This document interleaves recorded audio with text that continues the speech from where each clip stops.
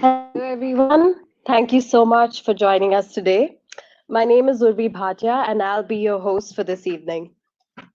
We all have seen the interest in digital assets increasing this year, especially with the Bitcoin price skyrocketing or NFTs taking the digital world by storm. But with these digital assets stored on a digital ledger on the blockchain, gaining traction, some of the questions we asked today include: are digital assets going mainstream? Are they the future of payments and money? And how does this impact regulations? This is exactly what our event today aims to answer. So thank you once again for joining us today. Uh, this is the first physical event we're holding in a very long time, co-organized by the Center of Finance and Technology and the Budapest Institute of Banking. Uh, I would now like to invite Traman Nguyen to introduce today's session and also welcome all our speakers and attendees. Thank you. Thanks, Urvi. No, thanks a lot, Urvi, and good evening, everyone. It's a real pleasure to welcome you. And today it's a very special day. Last year, at the same time, we were launching this huge program. And you know, it's payments in digital finance, because we saw its huge impact on people, on organizations, and how payments is transforming finance. And we believe that it was worth investing into the knowledge.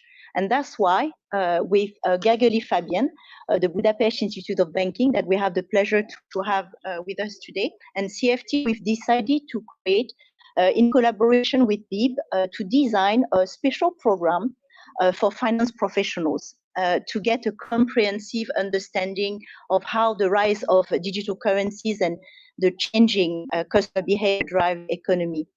The evolution of money. And during last year, we spent quite a lot of time to launch this program. And we've learned a lot, and it was the contribution of a lot of people with 30 senior lecturers, contributing experts about the subject. And we were very pleased a year ago to launch it, and it was live, it was online during the Singapore FinTech Festival, and welcoming everyone. And actually, we filmed a lot in this room.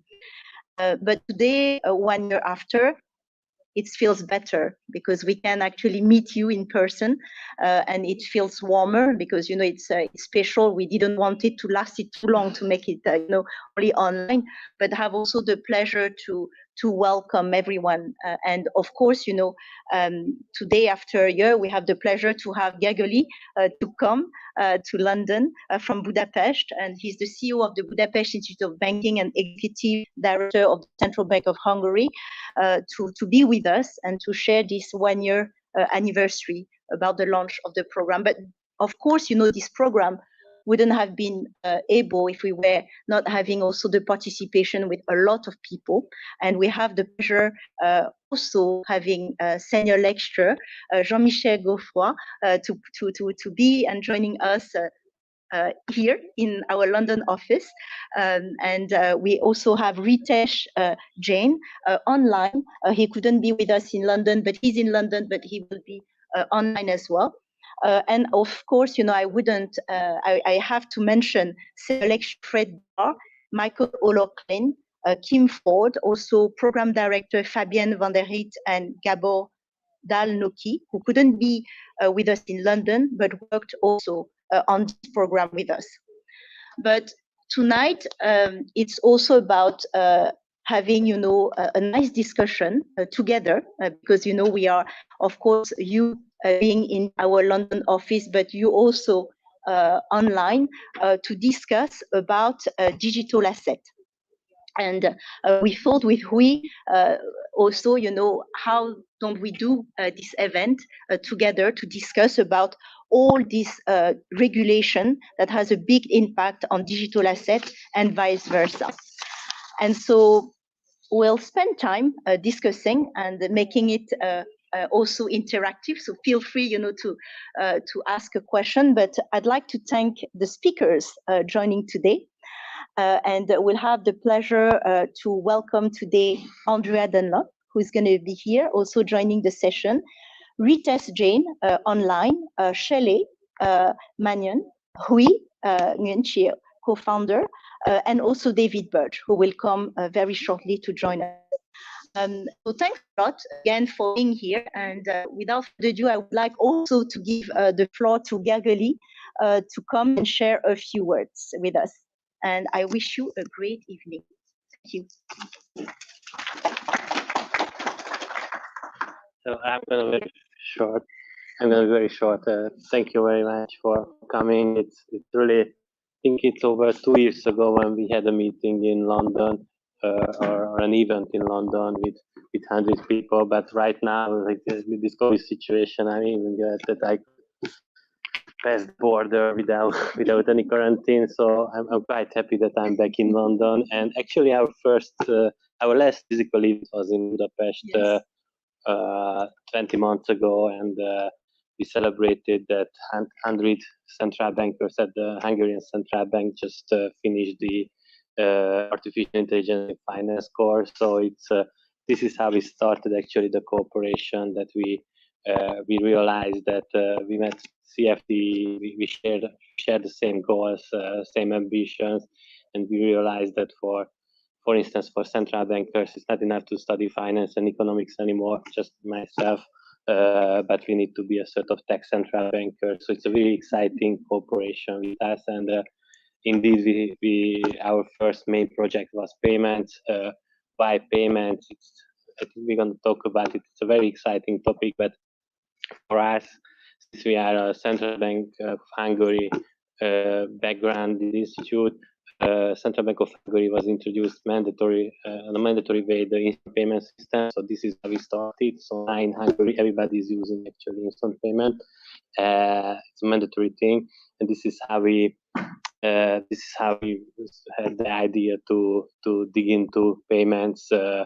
Invite wonderful speakers, real experts on the field, and why we dig into the payments, we realize that it's much more than just payments or just payments infrastructure. There are lots of exciting topics from CBDC to lots of interesting stories from Cambodia to Sweden, and lots of interesting companies from Stripe to check out. So it's a very interesting thing. I'm glad that I'm here, and welcome again. I hope you're going to enjoy this event.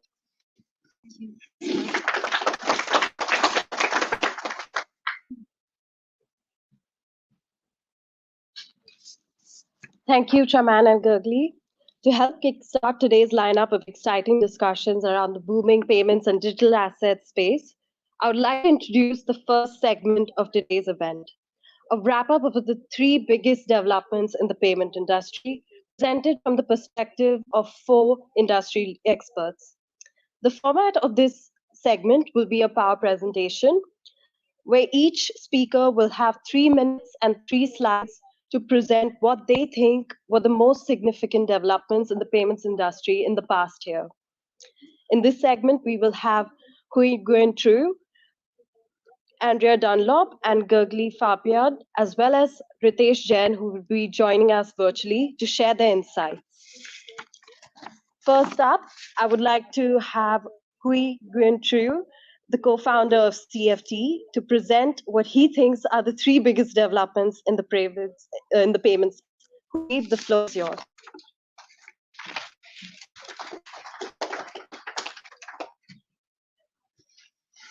Thanks a lot. Hi, everyone. So we thought a few weeks ago about pushing our experts a bit and having presentations in 3 minutes rather than 30 minutes. I didn't think I would be the first one actually to do it. Do I have some? Thanks a lot. So I have 3 minutes. So in those 3 minutes we spent, with Gergely, I think we spent, thousands of hours with some of the senior lecturers on payments. I was thinking, how can I summarize it in 3 minutes, especially what has happened last. And I thought that using an analogy would work well, and I decided to use payments is the new oil. I know some people say data is the new oil, but no, I think it's payments. So payments is the new oil would be my analogy. And in 3 slides, I'd like to show you what is the difference or the analogy between oil and payment. The first thing is that vast fortunes were made in oil, and the same thing is happening in payments. Even today, if you look at the largest companies in the world per revenue, 5 of them are in the oil industry. In digital payments, if you look at the 10 largest financial institutions in the world, 5 of them are in payment. This is very new. 5 years ago, 10 years ago, it wasn't the case. This is very, very new. So vast fortunes were made in oil, vast fortunes will be made in payment.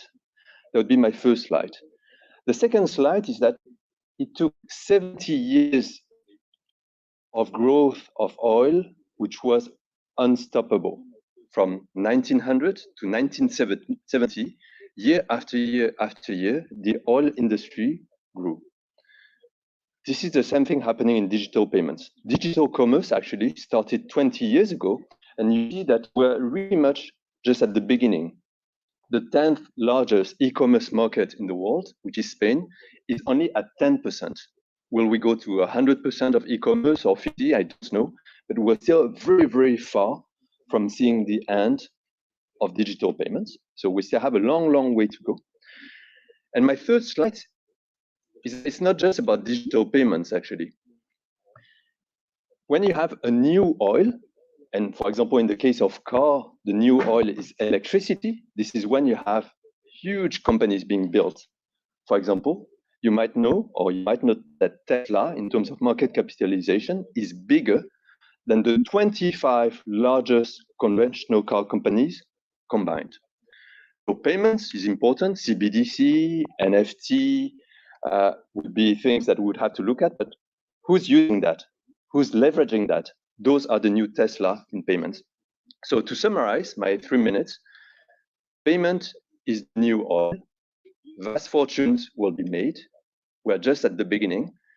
And don't forget the companies which are leveraging on this new oil. Thank you.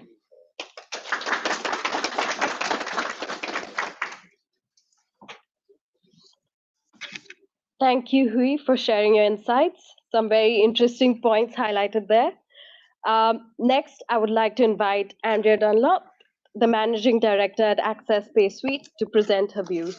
Thank you. First of all, great to be here.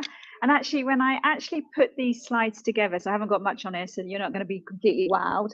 I did start to reflect, think, am I working in the coal mine of payments? Because I think, you know, when I look at digital assets and the way that it's going, I'm in the old part of e-commerce, still in DD, still in kind of traditional payments. So it does kind of feel like it's the whole coal mines. So what's happening at the moment? I think one of the things that's really interested, hi Dave, one of the things that's really interested me is the mainstreaming of crypto. Visa and MasterCard, I mean, this is just amazing, the turnaround. I don't know how many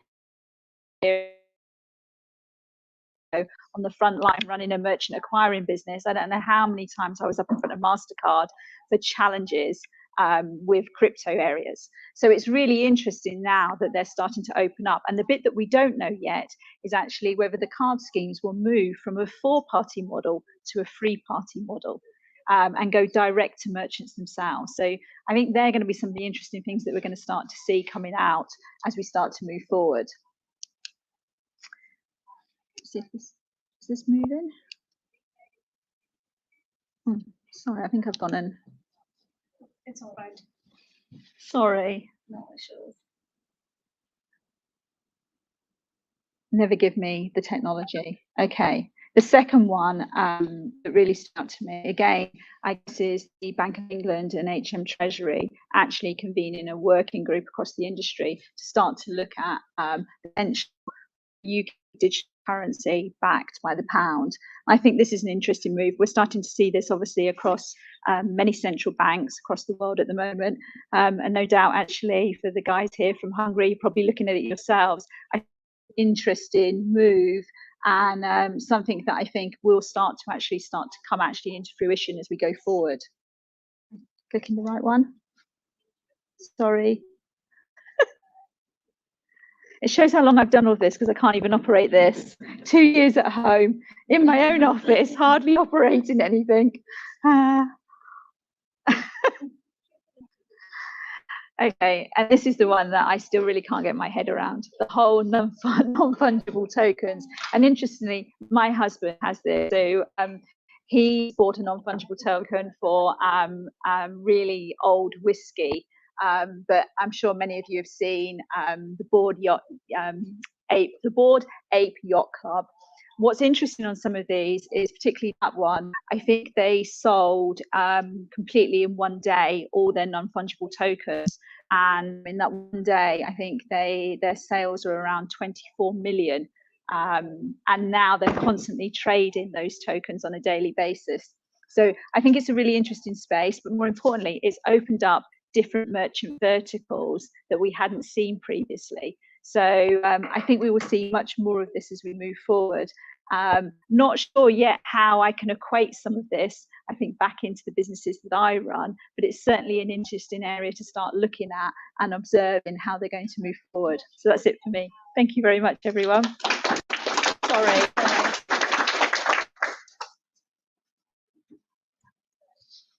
Thank you, Andrea. A very different take on the three developments in payments. It would now be interesting to hear from our next speaker. So I would like to invite Gergely Fabian, the CEO of the Budapest Institute of Banking, to share what his biggest developments in payments this year was. So I have always two hats. One is education, and the second is a central banker. Sometimes I'm missing up, but it's still two hats. So I'm talking about as a regulator now, and I have a healthy regulatory bias here. One thing is, again, central bank digital currency, and this is a map about who is considering, who is looking at the from all kind of aspects, who already started a pilot project.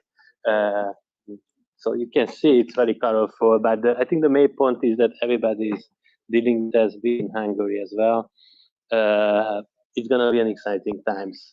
I'm pretty sure that it's going, and it's going to be a game changer for everybody which is good from my educational head, because everybody needs to study then CBDC. What is it? Because right now when I'm talking with CEOs, they're not really aware of what it means and what it can mean potentially for them. So that makes it very interesting.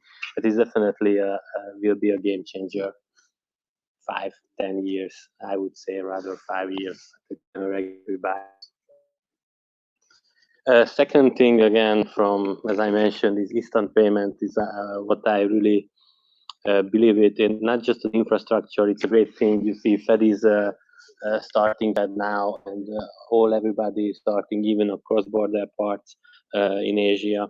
But what is really interesting, what can be made of instant payments when you have an instant payment infrastructure. So it's just the highway, but still on the highway you can create a lot of things with data created.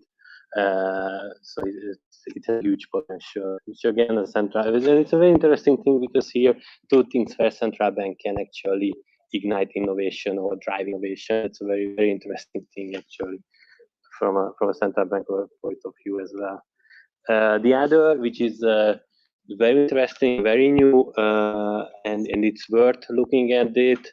And obviously there is a caution when you look at it, but it's coming from, again, the data possibility and the payment possibility. And when we're talking about payment, and we showed that how successful are payment companies, and you see many challengers that are very successful, and basically from zero they grow out to be the largest fintechs, for instance. It's the fact that actually 1/3 of the income of the banking sector is coming from payment and payment-related activities, account-related activities. And one thing is clear: they can be easily challenged. The next layer cake is always the credit, and the buy now pay later schemes are really the ones that are already touching upon the credit part of the story. So that's a very interesting development, and I think it's going to be a very huge challenge for consumer protection as well, and for the regulator as well. What's going to happen? but we see already, if you look at acquisitions, it's a big deal. It's going to be a big deal. Even if I'm pretty sure there's going to be some backstories about buy now, pay later, but it's going to be like blockchain is going to be with us. Thank you.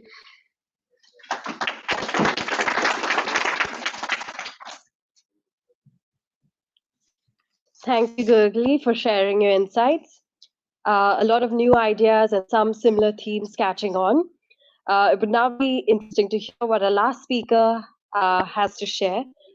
Now we would have Ritesh Jain, the co-founder of Infinite, who would be joining us virtually to share his 3 biggest developments in the payments industry.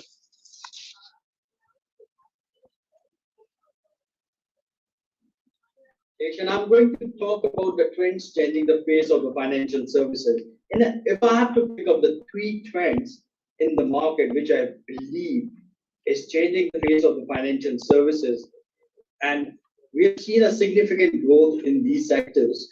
And the first one I would definitely like to talk about here, buy now, pay later, that everybody's talking about.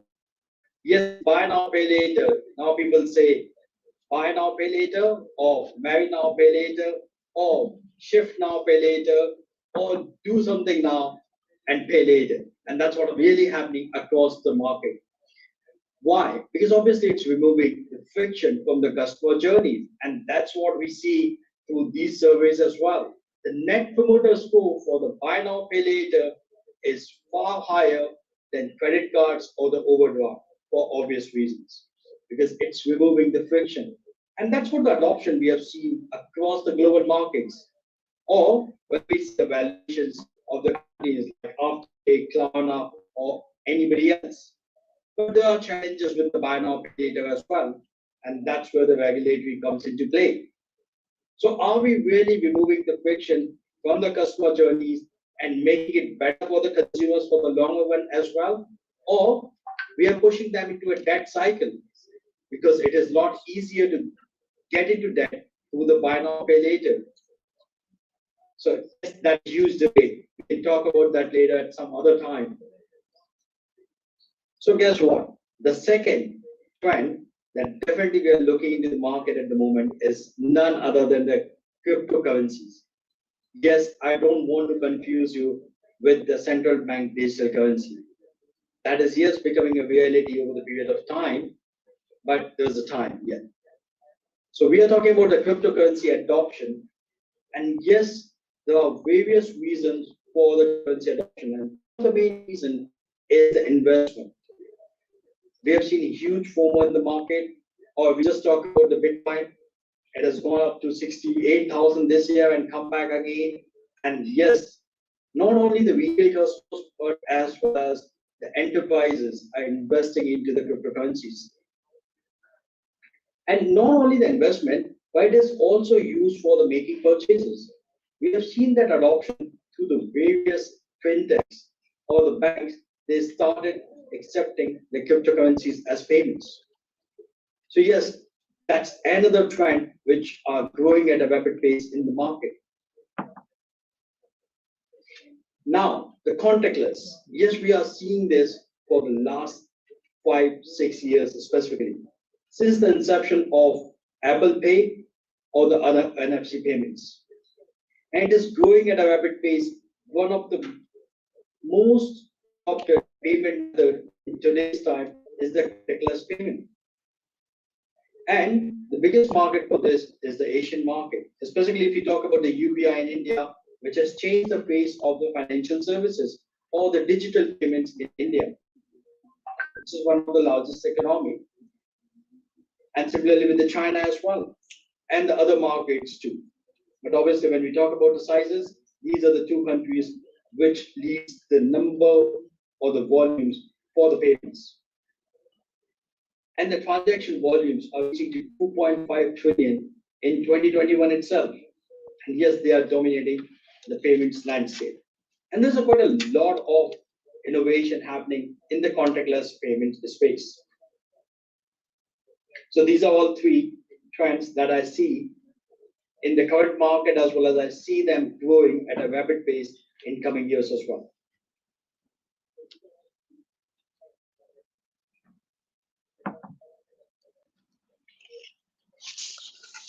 I think we've heard some really good presentations so far.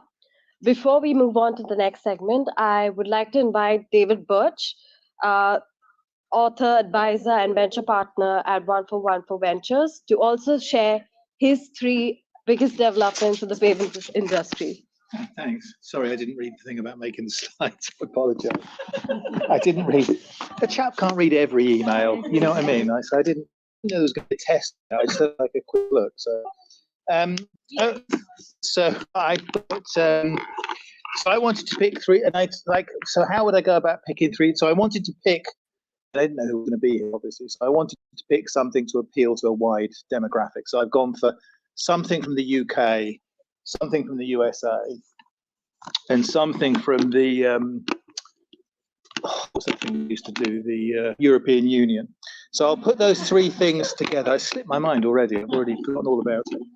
So and I wanted to pick things like, it's easy if I stand up here and say, oh, blah blah, cryptocurrency or something. Well, I mean, everybody says that, so that's not really very.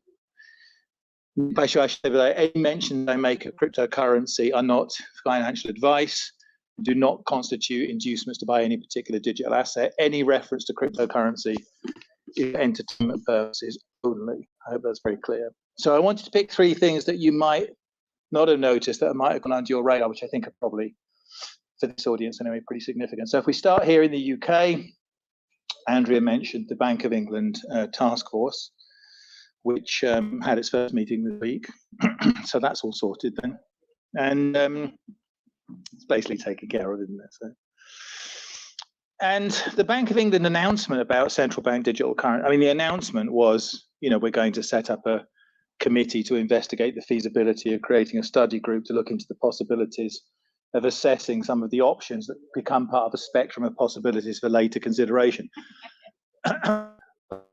Doesn't matter, because there's no burning platform for retail CBDC. But at the same time, they made another announcement which kind of went unnoticed. And this was the announcement of what they call the omnibus accounts. So what the bank said was, we're going to allow private organizations, and utility will probably be the first one of those to get licensed. We're going to allow private organizations to hold balances in central bank money on behalf of third parties, their own customers. So what this means is that corporates will be able to deposit money with the third party. That money will be transferred into Bank of England accounts held in central bank money, and then traded as tokens for institutional purposes, delivery versus payment, BVP, whatever. And as my good friend Hugh Van Steenis, who was one of Carney's advisors on this, he said at the time, I don't understand why everyone's going on about the Bahamas sand dollar. I can promise you the Bahamas sand dollar really doesn't matter in the great scheme of things. But I guess retail digital currency is cute. Bank of England omnibus accounts are a really big step forward. And the bank has been, I think, admirably forward-looking, actually. And you know, I mean, it doesn't date back to Carney, but actually what they've done for the fintech sector in terms of, you know, allowing non-banks to hold accounts and so on. So number 1, Bank of England omnibus accounts. Second one from the USA, I thought it didn't really get enough coverage. So we've been talking about open banking for a while, and there's been a lot of conversation recently about open banking not really delivering what it should have delivered. And I think, which is a little unfair, because I think a lot of that stuff's still under the radar. But that's because a lot of the kind of low-hanging fruit IAP stuff, because people found out quite quickly that actually you don't need that much data from the accounts in order to improve lending, especially in the small business space, because SMEs are notoriously poor users of financial services. So people went for the AISP stuff, and that's not that sexy, you know. What we want is payments. What we want is access to payments through open banking, and we want to be able to drive payments not across the card rails, down at the retail level. And what I think about that doesn't matter. What Andrea thinks about it counts for a lot more, but it doesn't count for as much as what Plaid think about it. And Plaid's deal with Dwolla and all the others to offer those off-card rail account-to-account transfers is a really big deal. Not because of the account transfers themselves, but because the layer will put on top of it. So here we call it request to pay for merchant initiated and VRP for the equivalent of card on file. those are a really big deal, and delivering those straight to corporates with all the extra data from 222 and everything. So it was one of those little things that just didn't get that much attention in the press, but I think it's really big. Next year is going to be a really big shift towards account-to-account payments. And obviously, I'm not the only person that thinks that. So Visa spent a gazillion on Tink and MasterCard spent a gazillion on Aya. So it's not like I'm the only genius that spotted this. The third one's for Europe. So the consultations on the digital euro, I'm sure you've all read them in as much detail as I have. That's bedtime reading for me. That's how dedicated I am. I threw myself on the barbed wire for you lot reading all that. The consultations on the digital euro, and obviously there was and the thing that got all the attention was the privacy stuff, because if you look at the actual breakdown of the responses, the majority of the responses were at privacy issues, understandable. I thought the most interesting response was the German response, what we call GIBET, the German industry, it's GIBC, isn't it? German something banking committee. Innovative? No, it can't be right. It must be something like that, though. The German Banking Committee, which you would correctly imagine to be one of the most conservative institutions on earth, literally, said, okay, well, we can see the need for retail digital currency and wholesale. I mean, everybody else talks about retail digital currency and wholesale digital currency. That in itself is not that interesting. Well, it's interesting in one respect, which is if you read any of the requirements for a retail digital currency, they can't possibly be implemented using a blockchain or a shared ledger or anything else, but that's by the by. So they said, well, it's interesting. Yes, we understand the reasoning for a retail digital currency, although there's no particular need for one in Europe, which is true because most people have got debit cards and most of the time they work okay. Not everybody. I mean, even in the UK, there's 1 million people who don't have bank accounts. Perhaps there's a shortage of banks. I hadn't noticed, but and they said obviously there's a need for a wholesale digital currency. And actually, market demand for the wholesale digital currency, as per my comments on Bank of England omnibus accounts, is much greater. That's where the actual demand is. And in fact, since there are already, the equivalents working in that market, it must be true. But they said actually we think the more immediate requirement is for industrial digital currency, what they call industrial digital currency. And they said in industry sectors, there's more of a pressing need for, I mean, obviously Germany is more export-led. Well, no, we have exports, don't we? Strawberry jam and things, or pickled onion flavoured crisps or something. I don't know what we've got as Chinese nuclear reactors with it. But Germany is more export-led. And they said industry 4, what we would call IoT, what they call industry 4.0, the smart supply chain, needs its own money because they want machine money. They want money, they want digital currency, not for people, but for machines. And their argument is that can't be the same because the money that the pharmaceutical supply chain needs is just not the same as the money that the cars thing needs. And if your machine that's making cars needs to order some, whatever it is you use to make cars, rubber or something, I don't know, steel, and you don't want letters of credit, you don't want banks involved, you don't want SWIFT, you don't want any of that stuff. You just want your car making machine to tell the tire making machine, send me some tires, here's some money. That's not going to be the same kind of money that will be used in other supply chains. So they said, we want industrial central bank digital currency.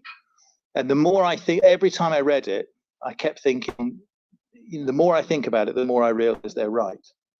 We spend our whole time thinking about digital currency and mucking about round at Waitrose, where cards work fine. And we have utterly inefficient supply chains and terrible productivity. And the Germans are thinking this through. So my 3 things, which probably a little different. 1, Bank of England omnibus accounts. 2, Plaid's deal to do the PISP stuff. And 3, German industrial money. So get out and start investing is my point for all of that.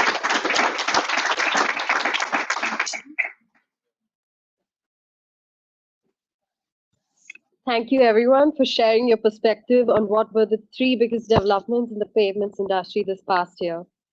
We've heard some great presentations that gave us an overview of what's happened in the industry. Some common threads were the introduction of CBDCs around the world, the massive uptake of buy now, pay later, and cryptocurrency adoption, while also a whole new perspective on how payments is the new oil, and also perspectives about Bank of England's omnibus accounts.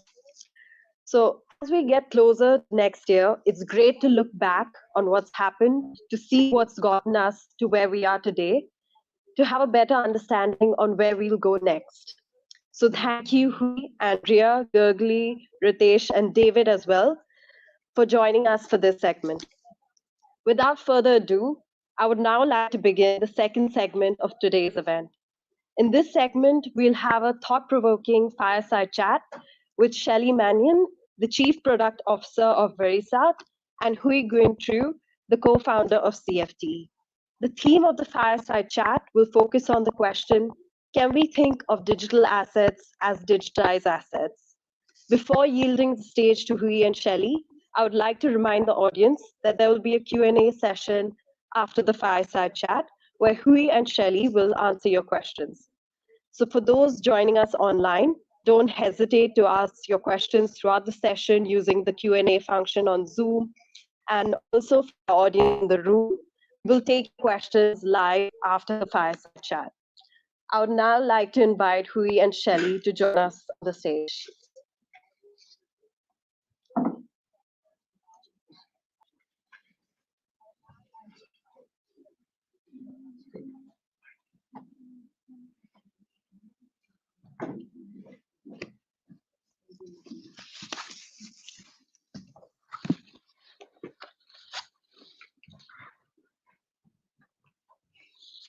Okay, let's start. So we're going to try to make it very interactive. So don't hesitate at all if you have any questions. And initially, we were supposed to have this panel discussion together with Ritesh also. And Ritesh had a small health scare, nothing too serious, but he couldn't fly. So we decided to make it fireside chat. It was trip last week with Ritesh, so there's a lot of content that I will be discussing about. First, let me introduce you to Shelley. So Shelley, you have a very, very rich and diverse experience. You're currently Chief Product Officer at Verisat, and we'll be talking about Verisat. Before that, you were also on the product side at Photobox. Before that, at the British Museum. Before that, and there's a lot also in terms of your experience, you have an experience both on the art side, where you have a BA from Berkeley, but also on the technology side, where you have a web developer. So if we talk about digital art and digital assets, I think that we're having those two sides of the coin. One of them, which is the digital side, and I think there are quite a few in the room who have the digital side, but also the art side, which personally I don't have at all. First, now let's start, let's start with your views on something. I was looking at CryptoPunk, and I know if you know any of you invest in CryptoPunk. Just looking at last week we had a CryptoPunk, which was CryptoPunk 9998, that was sold for 125,000 Ether, which is around $500 million. That wasn't actually like a real trade. Apparently, it was a wash trade. Someone who decided just to move $500 million for whatever reasons. So I looked at a real transaction, and there was a real transaction for CryptoPunk 5217, which was for 2,000 Ether, which is now much more reasonable because it's only $10 million. What do you think of that? Coming from this, not this art world at all, but we're seeing these amounts of hundreds of millions of dollars, or now only $10 million. What do you think of those? Is it totally crazy, or is it something which is normal?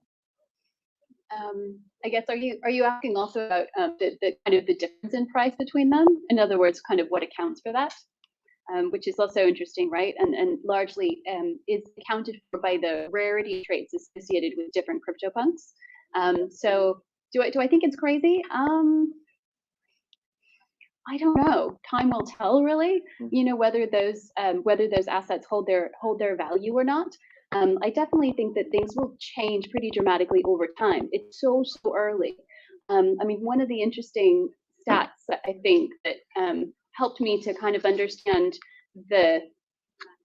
how early we are is that in March of this year, which is really the NFT boom, sort of from the end of February until kind of April, May time, we were seeing massive amounts of interest and our platform. If you look at sort of signups on our platform, massively peaked during that period, and then kind of went back down to what we see as a normal baseline. But there was a day in March, I think, where there were 1.1 million active wallets on Ethereum. So that was like, the highest number of active connected wallets. And by active wallets, we mean, a wallet that has made at least one transaction. And 1.1 million is not very much, in my opinion, right? Like, I mean, we're talking about a really small number of people that are participating, and that's Ethereum. On Bitcoin, you're looking at maybe around, 500K, active connect wallets. So if you put those together, you've got like less than 2 million people that are kind of participating in this, particularly also if you consider that active wallets don't necessarily correspond to individuals. So, commonly the way that, many serious, what we call sort of whale NFT collectors organize things is that they will have multiple wallets. They'll have like a cold wallet and a hot wallet. So the hot wallet is the one that they use to collect, and the cold wallet is the one that uses their sort of vault. So once they purchase something, in an auction using their hot wallet, they'll then transfer it to their cold wallet. So you've got, then, it's difficult to say exactly how many people are across those, sort of 1.1 million Ethereum active wallets. But I guess my sense of it is that there's a huge amount of trading activity now. And actually, this is also backed up by some interesting studies about the sort of the way that collector networks function, like on a site like Super Rare, for example, which is one of the, sort of most popular unique artwork selling, NFT platforms, that there were really just very few people kind of involved, right? And these are people who very likely have made hundreds of millions, in cryptocurrency. They bought Bitcoin when it was worth, like $10, right? And so they've sort of ridden this wave. And now this is kind of their art, right? Like as previous generations, the kind of new crypto riche, right? Like, they're defining their own culture, right? And art comes with that. So I guess whether you're asking, my sense of it then is that there's very intense trading, which obviously, means intense demand. And amongst, these incredibly wealthy, sort of crypto millionaires and billionaires. And so therefore that, that's driving the price up, right? That's what's making, that's kind of driving the market largely. And it's being driven by, really very few individuals. So as I say, I think that over time that will change, right? And then what we'll see is that actually there are a lot more people that get involved in the market, that the nature of those communities and those sort of collector communities also changes over time. And whether that devalues the assets or increases the value of them, I don't know. It's difficult to say. I mean, I suspect that it would devalue them, but I don't know for sure. Let's try to understand a bit this phenomenon. As you said, NFT is quite recent. At the same time, if we talk about Verisart, so Verisart has been founded by Robert Norton. I've known Robert for a long time, actually, for I think 20 years, and he's always been a pioneer. And a few years ago, he started Verisart, and I didn't really understand at that time, what he was doing with Verisart. Very, very different world from mine.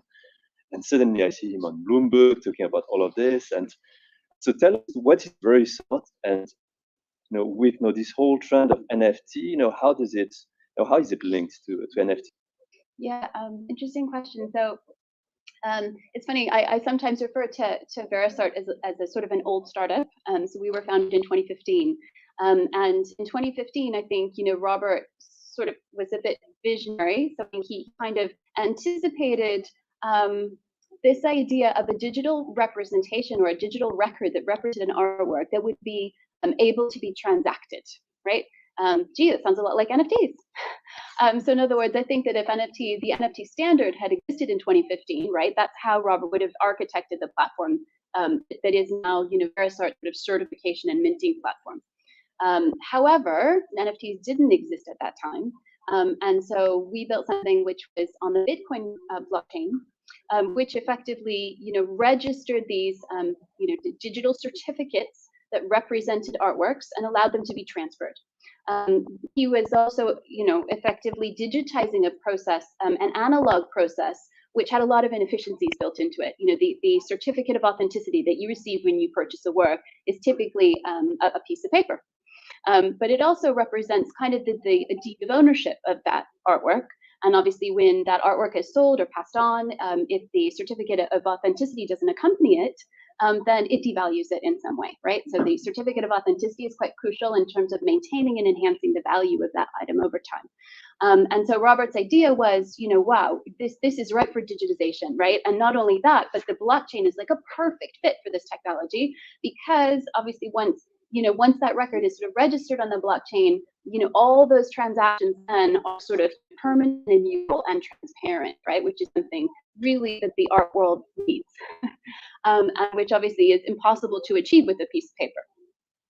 So how does that fit in with NFTs? Well, obviously, I would call it sort of a proto-NFT, the system that we developed and worked with. And then, once we started to kind of realize that actually there was real momentum behind the NFT standard, then this was really in the last sort of since the beginning of last year, right? I mean, Robert wrote an article that we published at the end of last year, which was our NFT is kind of the future of the art market, and from that point forward, it's been madness, right? Like just seeing the rush of adopting these standards, the proliferation of platforms, the growth in the number of collectors, even though again is sort of, we're talking less than 2 million.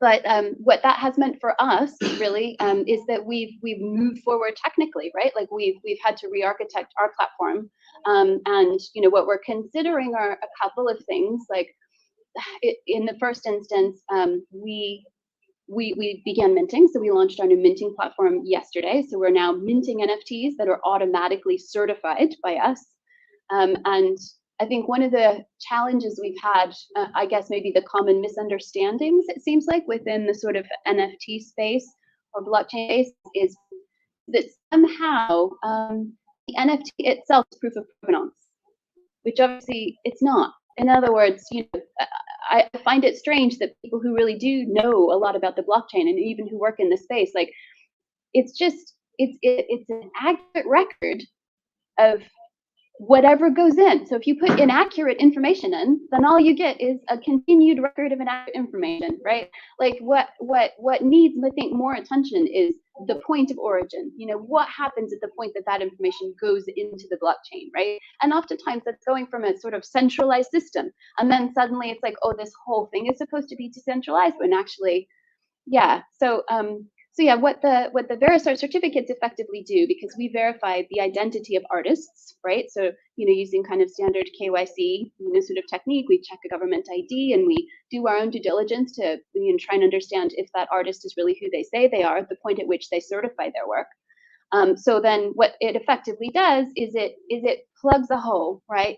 Right at the point of origin, that information then goes onto the blockchain. So the NFTs that we mint, then we call them sort of certified or verified NFTs, in that you can see for certain whether or not the person who created that NFT is really who they say they are. Yeah, so that's one of the main changes we've made.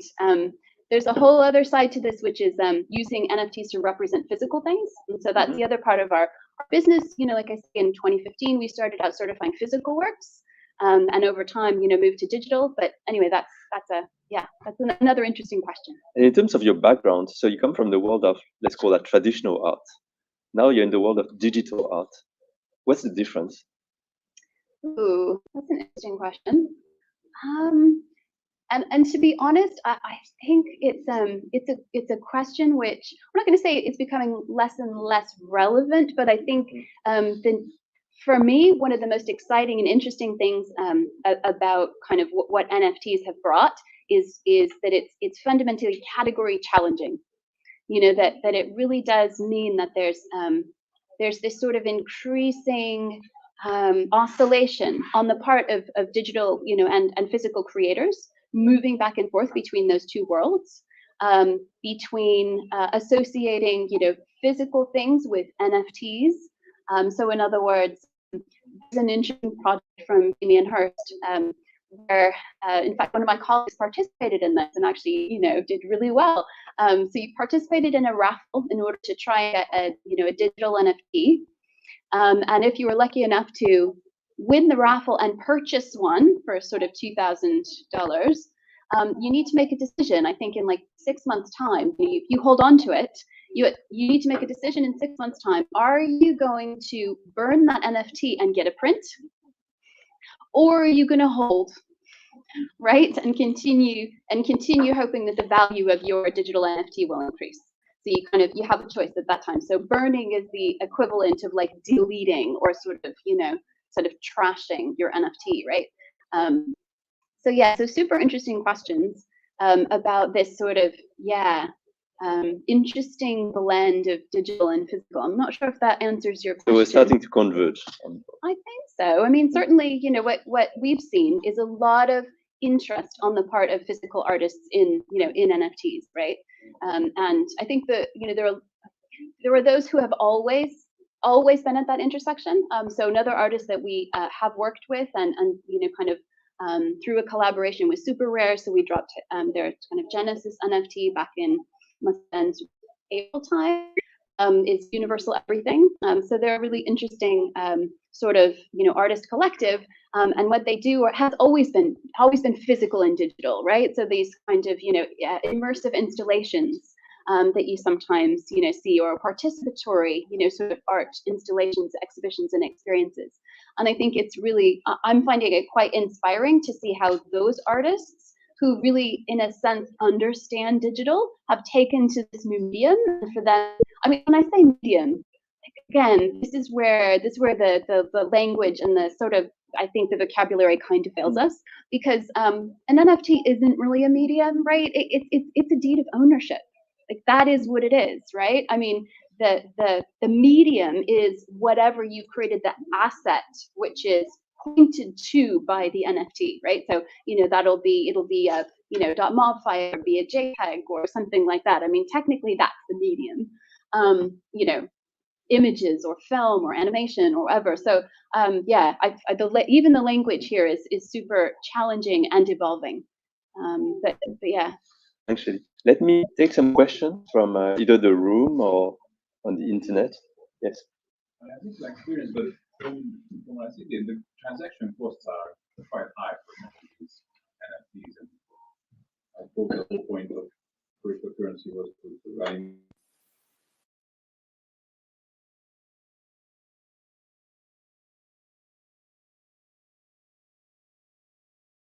Because for people on the line, so the question was about transaction cost, and the fact that the transaction cost seems to be very high was one of the objectives was to decrease that. Yeah, great question. And I mean, I guess one thing to point out is obviously the transaction costs, or the gas fees, vary from chain to chain.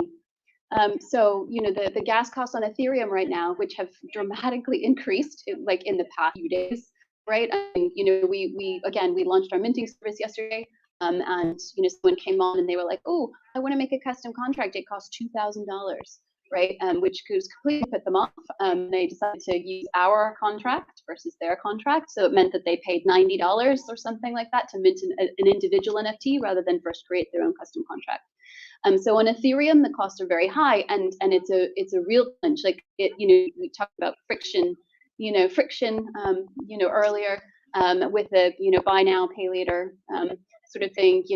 Right now gas fees are a huge friction, which is addressed by some of the marketplaces. So if you look at OpenSea, for example, this is one of the largest NFT marketplaces, not just for art, but for lots of other things too, digital collectibles. And they take an approach of what's called lazy minting. So if you kind of create your NFT, you set everything up, you say, okay, I want to mint it, but you don't necessarily pay the gas fees at that point.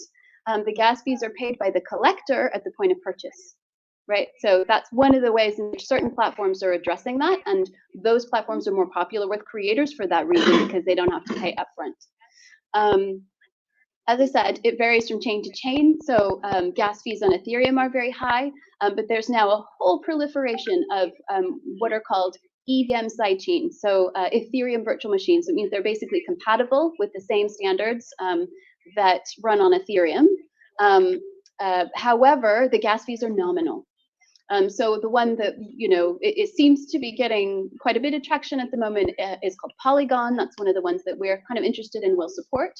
What that means for us is that, we're talking about pennies, right, to mint an NFT.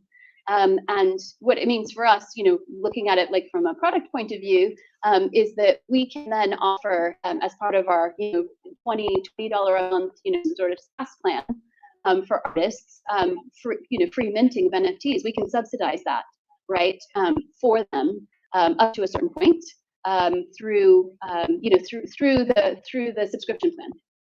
So. Thank you very much. Sure.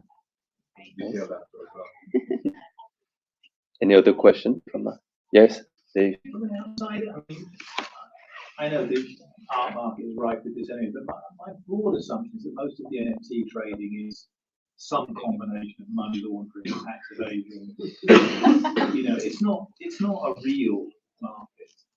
And as you pointed out, there are relatively few people involved in it anyway. But do you think it can evolve into a real? Or, I mean, if we were here 400 years ago, it would be a little damper because this was really. If we were here 400 years ago, we'd be talking about this interesting market in tulip bulbs that was developing. Yeah, I'm so glad you mentioned that. Yeah, because that's mentioned often in this context, right? But the point, so now there is no, and I'm assuming people do buy and sell tulip bulbs, but they prefer the management. It did lead to new kinds of markets in the sense that it led to regulated futures and options markets. I'm just wondering if the real thing around NFTs is kind of what they mean, what they lead to, rather than the JPEGs of chimpanzees with sunglasses on. Yeah. So to rephrase the question, try to rephrase the question. Is the interesting thing about NFTs what they're engendering, not the NFTs themselves. Yeah. So is NFT basically just a big bubble, and is it the end of it, or is it leading to something else? Yeah, it's definitely leading to something else, right? I think one of the things that we spoke with Ritesh about a few days ago was this aspect of community, right? And after we sort of chatted, our sort of preliminary chat, I was reflecting on it, and the thing that came to mind was this kind of classic art historical text, which is published in 1935 by Walter Benjamin. And it's called the Work of Art in the Age of Mechanical Reproduction. So this is like, classic reading for art historians. Was this hugely significant text in which, Benjamin was sort of trying to digest what film meant largely, right? The Work of Art in the Age of Mechanical Reproduction.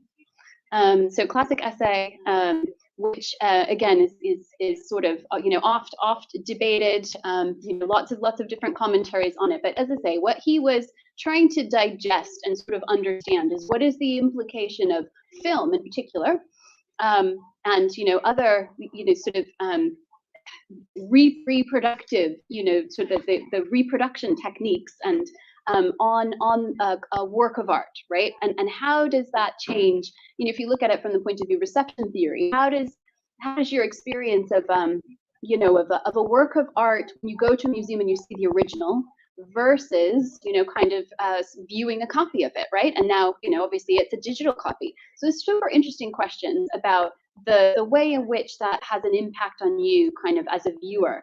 And he introduced this idea of the aura of the original, that when you're in the presence of the original work of art, it's the work of art that holds the power, like it's the power is with the object because it has this kind of, unique quality, right? And it kind of, it sort of sucks you in, and it has a real transformative, it can be a transformative experience to be in front of an original work of art.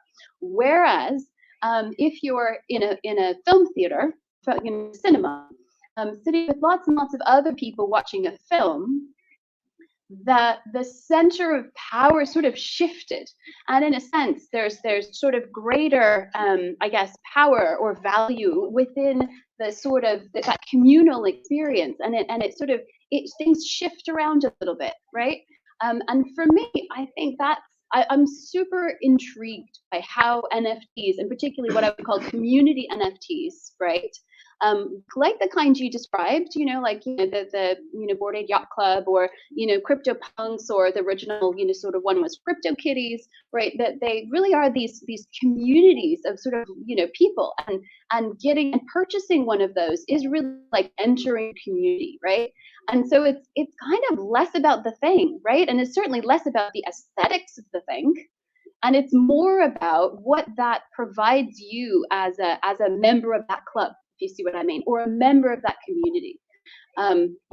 It's a fascinating thing, but I do genuinely think that it's these communities that have formed, around these different sort of collectibles, that really are what is quite transformative about it. Yes, Andre. Absolutely not in art history.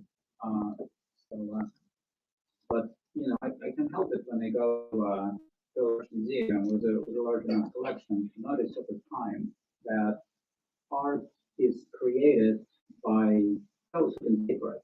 So if you go and you start and look at sort of old enough art, it's pretty much all religious figures. Why? Because church is able to paper it. And then we keep going and we see some, some royal portraits because they can paper it. And then we see some, Arnolfinis, because they can paper it, right? So, and what are people paying for now? What are you seeing in digital art from the new rich in the sort of crypto space? What are they paying for? What is it? What kind of art are they creating? What are they willing to pay for that you see as potentially sort of sticking around? So let me repeat for people on the line. So the question was that art is usually or was usually done by people who could afford it and pay for it. So the question was, what are people paying for today, and what are they interested in? It really connects back to the previous discussion, I think, about these communities that have sprung up around collectibles. Something we touched on really earlier with CryptoPunks, which is sort of rarity traits and things like that. I think there's something in your question about patronage too, maybe we'll come on to. But if you talk about what people are paying a lot of money for, people are paying a lot of money for these collectibles that are extremely rare. So in other words, there are these sort of collections that are released, right? And they have different sort of dimensions to them. Certain they're all part of a series. Some of them are rarer, have certain characteristics that are rarer amongst the series than others. So like say, there'll be one that has red hair, and of the 10,000, right? So 10K is a very common number to drop in a series, right? For these kind of, collectibles. And you have one that has red hair, maybe there were only 3 in 10K that have that. Therefore, that's an extremely rare trait, and therefore those particular collectibles of that series are the ones that people pay for. Those are the ones that are extremely valuable. So as I say, sort of it connects a little bit back to the previous conversation about community. I also think what it clearly shows is that there's kind of what you'd call fine art, and then there's sort of this whole kind of collectibles phenomenon. And then, which is again one of the things I find incredibly category challenging about NFTs, is that it really is this sort of, is it art? Is it not art? Is it a collectible? Is it not? Like, there's it raises a lot of really challenging questions, I think. One of them more, again, another question is the algorithmically generated, right? Because many of these collectible series are actually just automatically algorithmically generated, right? So, someone did, some initial sort of pixel drawing, and then there's, kind of variations on it. But there isn't necessarily an artist involved. Like there's no artist or creator's hand involved in doing it, right? It's just some code, in some cases, a simple piece of code that spits out all of these 10,000 things that are all slightly different from each other, and some of which are quite rare, and therefore then kind of achieve these staggering values kind of in the market. But so. It doesn't make something art object. No. So I mean,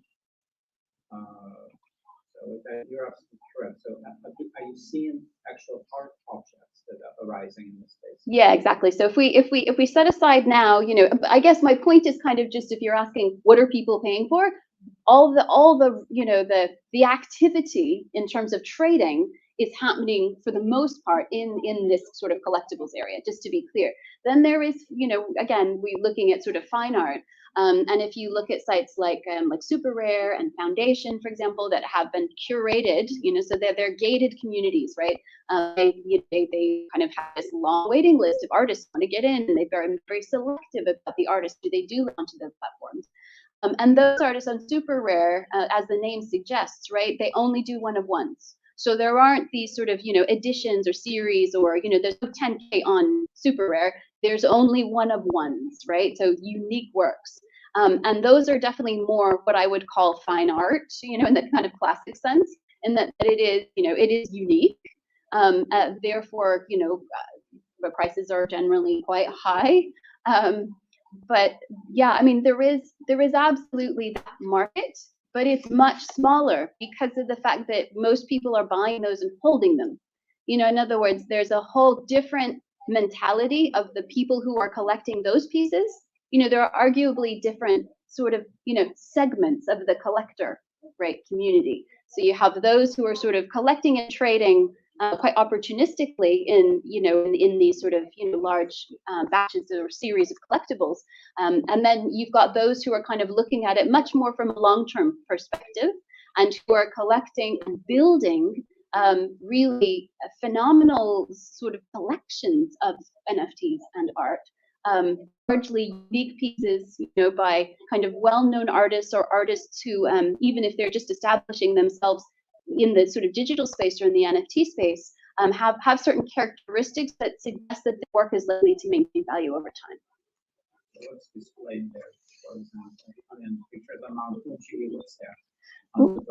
Oh gosh, well, I could go and have a look. Really, it's incredibly varied. It's not necessarily. There is definitely, I think, an NFT aesthetic. But yeah, actually, you're sharing fascinating insights, and there's a lot of questions. I see that Ovi is looking at me, and Ovi, how many minutes do we have left? Okay, because.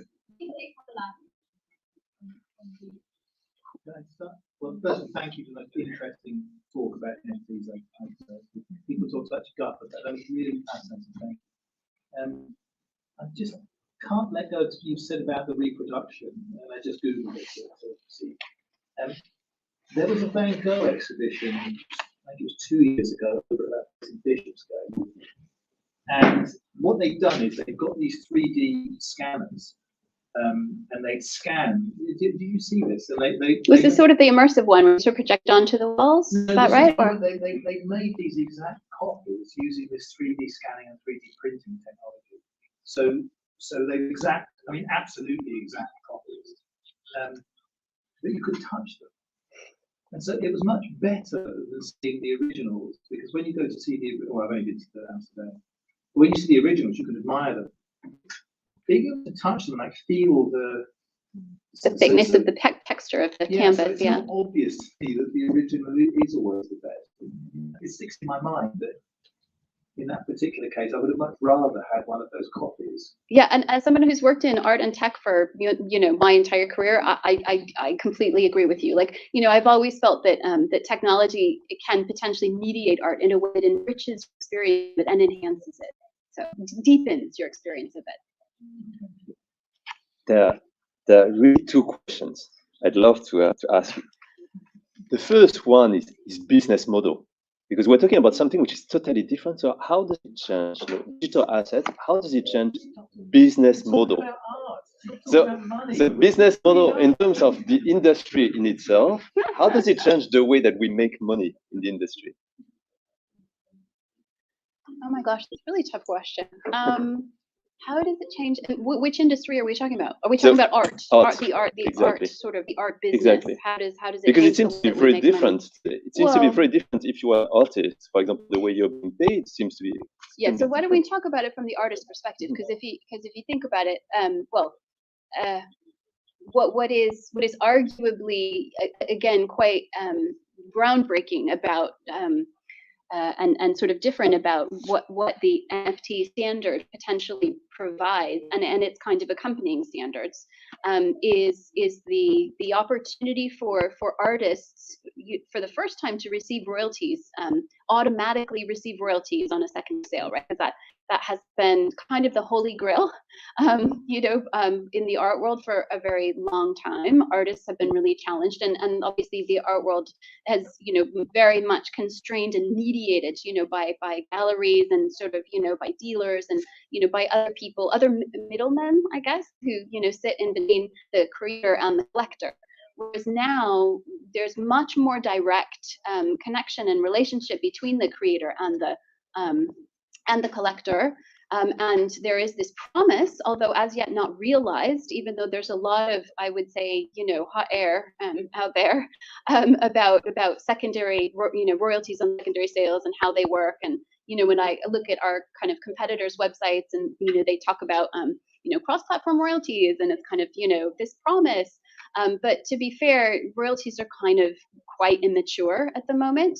Like, it doesn't necessarily work in the way that people imagine. They only, for the most part, royalties work. Those royalties on secondary sales, are automatic and work if the item is sold on the same platform as it was originally minted on. So if I mint on Super Rare, and then the item is sold on Super Rare, then I will get a secondary royalty as the artist, and obviously the platform takes a fee. So again, that's one of the things I think is changing, right, from from a sort of economic or financial point of view, that the middleman, in this case would be the NFT marketplace, takes less, right, than the gallery would have taken. So galleries can take up to 50%, right, of the of the sale, right, which leaves much less for the creator. Whereas these marketplaces take much less. We're talking sort of 2.5%, can be 15%, I think, on the high side of the sort of primary sale. But then if you talk about secondary sales, again, the marketplace takes a small percentage. Again, around 2.5% is sort of 2.5 to 5% is standard, and 10% is kind of standard as a royalty to the original creator. The reason, obviously, why it's possible for this to be automatic is through basically smart contracts, right? Like how smart contracts function. The fact that when a transaction occurs, when that NFT was originally minted, there's some information that's metadata that's contained there, which says, okay, pay this wallet 10%, and then that happens. So yeah, I mean, for creators, it's huge, and I think one of the most heartening things about seeing NFTs, sort of become so popular and people spend a lot of money on them, is that it really has transformed, the lives of many creators. I think in particular what we've seen is people who have had to work other jobs in order to support their creative practice. So people who, I mean, Beeple is a good example, right? Like, he worked in advertising. So you guys have heard of Beeple, right? There was this almost $70 million, dollar auction of a sort of a collection of his works, all into a single JPEG several months ago. And that's kind of what was one of the things that was, I guess, a little bit of a watershed moment with respect to NFTs and caught a lot of people's attention. But anyway, look, I mean, before he, sold that NFT for, $70 million, he was kind of, he worked as a professional sort of, graphic artist, a video, he worked on advertisements for the Super Bowl. And now suddenly what that's meant for him, right, is that he now is an artist, I guess, right? Like, that's sort of his primary, source of income. And while he's enormously successful, there's a whole, I mean, hundreds of thousands of other artists who, while they may not be successful, to that degree, now are able to support themselves and by being artists, and not have to do another job on the side. So that, for me, yeah, as I say, that I find that really, really. And my last question also links to the fact that now it's on platform, so there's less need for intermediaries. What does it mean for the whole value chain? Does it mean that we just have fewer intermediaries, less intermediaries, new types of intermediaries coming in? Yeah, that's a great question. Again, one of the things that we discussed a few days ago, isn't it? I mean, certainly, yeah, there are fewer intermediaries now. There were different intermediaries, like we were just discussing, right? Like these NFT marketplaces are now intermediaries. I guess one of the interesting things that we hear from artists and creators, when we speak to them in our kind of product research, is that they find it really challenging to be on these free-for-all marketplaces. So like free-for-all marketplaces, OpenSea or Rarible, right? These kind of really open marketplaces where the creators are challenged because it's not curated. So in other words, ironically, although obviously creators do want to connect directly with collectors, oftentimes that curated, that those intermediaries often facilitate for them the growth in their career. In other words, like to be positioned, for example, in a drop. The 2 drops that we did with Super Rare, we did first was sort of 10 contemporary artists, and the next one was sort of 10 8 AI artists. And one of the most kind of significant things was those artists being happy to be listed alongside or kind of participate alongside the other artists that were in that group, right? So it raises their stature when they are alongside other well-known artists, right? And it's a way for, for example, we had one kind of, quite new, unknown artist that we included in the 8x8 group, and arguably their Verisart was curating that, right? We were an intermediary in that instance. And but again, that was to the benefit of the artist in this case, not to the detriment. So yeah, I think we will see other types of intermediaries too, especially as the technology evolves. It'll be interesting to see actually what there'll be other parties involved. But yeah, wait to see how it develops. I think the audience is really keen to ask you questions. I think this is very fascinating. But I feel like I'm trying to understand the value, I think most people here, of the NFT and the artwork behind it, because obviously that's what technically you're asking people to invest in. And I guess really, is it a bit like, the music industry? Back in the day you had vinyl and you'd have to go to the record shop, you could only get vinyl. But now we can buy the same record on Apple Music or listen to it many times on Spotify if we so wish. Is it almost like that similar transformation but through NFT? So that's how you're going to be able to, people are going to be able to have that beautiful piece of artwork that once upon a time we can only buy in a print format and hang on our wall, whereas now it's digitalized. But would you say it's similar to that concept? I would say no. I would actually say that it goes the other direction, because I feel like, look, at the point at which it was possible to sort of digitize images and duplicate them, that's already the point that you described, which is easy to replicate stuff and easy to turn something which is physical into something digital. But nobody valued those things, right? And I think going back to, I'm sure, your conversations with Robert over the years, like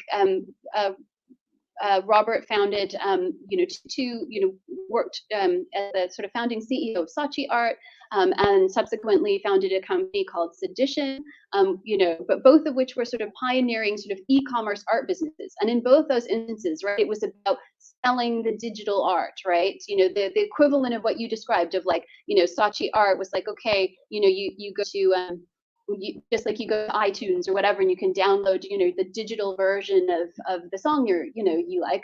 You could go and get a digital image, right? And you could put it as a screensaver, or you could put it on your phone or whatever. But nobody valued those digital images. And with Sedition, for example, which was all about digital imagery, after having worked on that for several years, Robert was like, well, this isn't really going anywhere. There's no growth in this market because people don't value digital images. What NFT has done is actually taken us back the other direction, which is sort of pride of ownership in an individual thing. Because like I said before, the NFT is effectively a deed of ownership, right?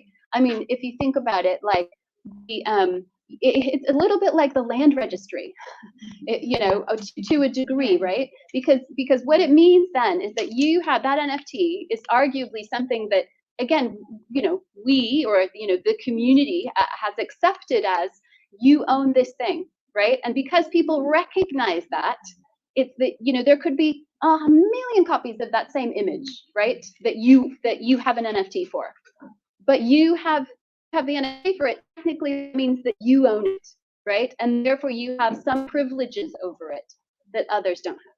Yeah, I think it's very interesting. I think that's. I'm smiling because I see that I'm trying to finish this for the next panel, and all the next panelists also want to be part of the discussion. Carlos, you want to say something? So sorry, I just walked in. I'm lost. So what you're describing, going back to that, right? That's right. What you're saying is, again, you said this right. Everybody can download a song. In this case, you own the rights to that library. That's library, the rights to that song. So everybody can have a song, but I own the rights to that song. That's the value of having that ownership. That's effectively what the NFT represents, yeah. That's quite dangerous. Like in the music industry, that would not. That would never happen. It would never happen. So the artist owns that record and they sell it. But copyright is different than ownership, right? Copyright is different than ownership. If you can, yeah, sorry. Against copyright as well. You're against copyright, yeah. But you know, I mean, if the rights that are conferred to the owner are not necessarily the same rights, right? That like at least the way that it kind of currently works. If I buy an original physical piece of art, I own that art, right? And I can do what I want with it. I can sell it on, I can hang it in my house, I can, put it in an exhibition and somebody can pay me for it. But the copyright resides with the original creator. There's some complexities around that because there was a recent legal ruling in the States. But anyway, which kind of, undermines that slightly. But yeah,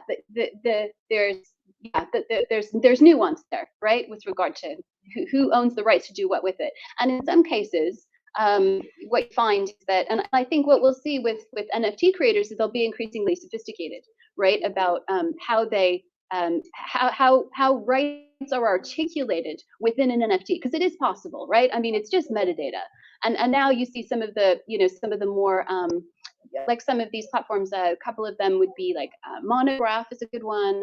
Manifold is another one. Monograph in particular, like they have what is effectively a contract which is stored in the NFT, but it's stored like as a PDF, somewhere on IPFS, like there's just a link to it in the NFT, but it kind of contains all these sort of contractual obligations, which talk about what the owner is allowed to do with the NFT, right? Yeah. Just one very quick technical point, because so you said it's a bit like the land registry. But unfortunately, it's not. You're not aware, you're probably aware about it in England, but in England, you can steal somebody's house with a postal order and then driving license. So actually, NFTs are much better than the land registry. Fair enough. Yeah. Okay, so thanks a lot, Correct, Shaylee. David. Thank you. Thanks a lot. I learned a lot. Thank you. And there were a lot of questions. Thank you.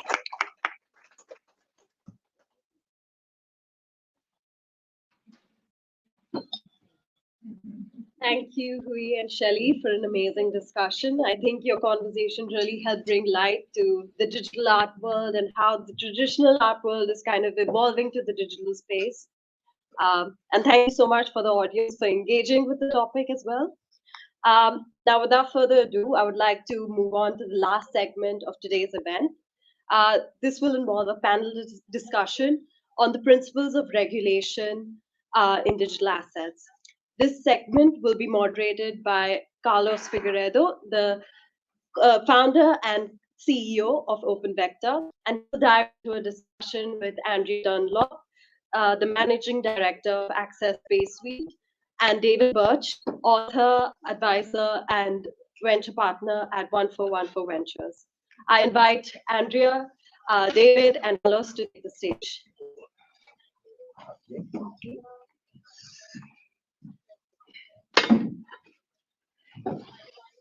In the middle. Okay, all right.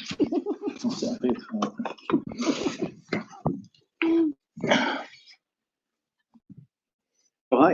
First of all, good evening, everyone. Thank you very, very much for being here. And before I even start, I just, I was really a little bit ahead of everything we're going to talk about and just listening to this conversation just now. And the only thing it's in a hot wallet, right? So a cold wallet and a hot wallet is when I get paid. A cold wallet is at the end of the month. That's the only wallet I've ever seen in that do that hot and cold. So we need to talk about what that means later. That blew me away.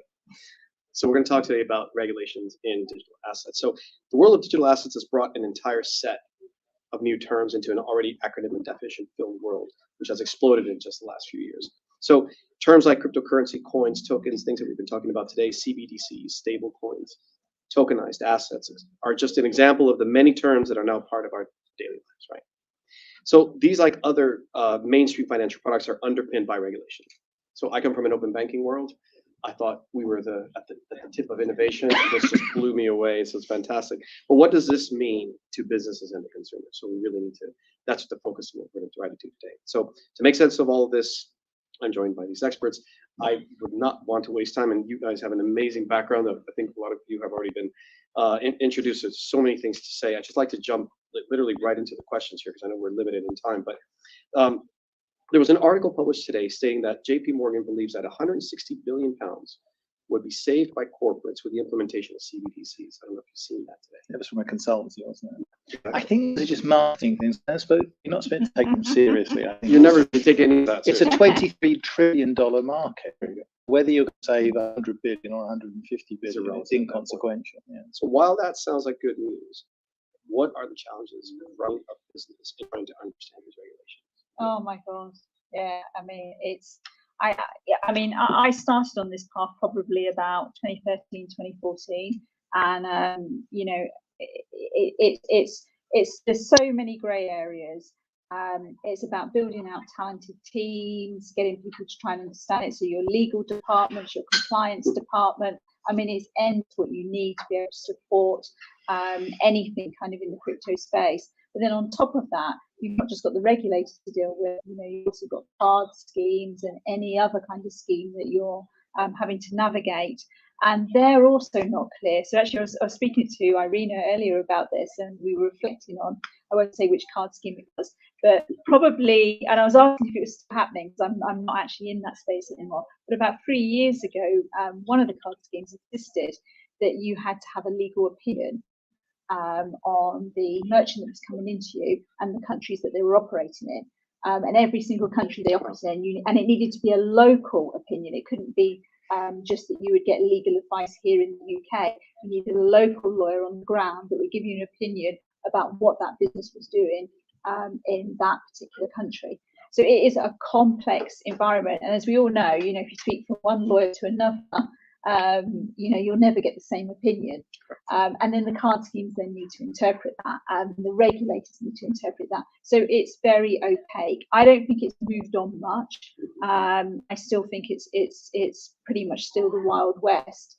And I think depending on what your risk appetite as a business and your bandwidth, because you've also got to think when you look at some of these businesses, there's a massive management overlay that you need to put on top to be able to manage and monitor these types of businesses. And you've got to weigh up, is this something that you really want to do, you know, to drive a quick revenue, possibly, because there's no doubt at Revolut and some of the players, they're making substantial revenue by driving crypto through them. The overhead and the costs of it, you have to weigh up, where does that leave you on your bottom line? So, you know, I mean, I navigated a course through that, but probably a conservative course, if I'm truly honest. You know, I'm not really big appetite for high risk, but it is challenging. And for me, I think stronger standards and regulation would make it a lot easier for you know, more payment businesses, I think, to navigate that space safely. I don't think you ever feel you're doing it in a way where you feel 100%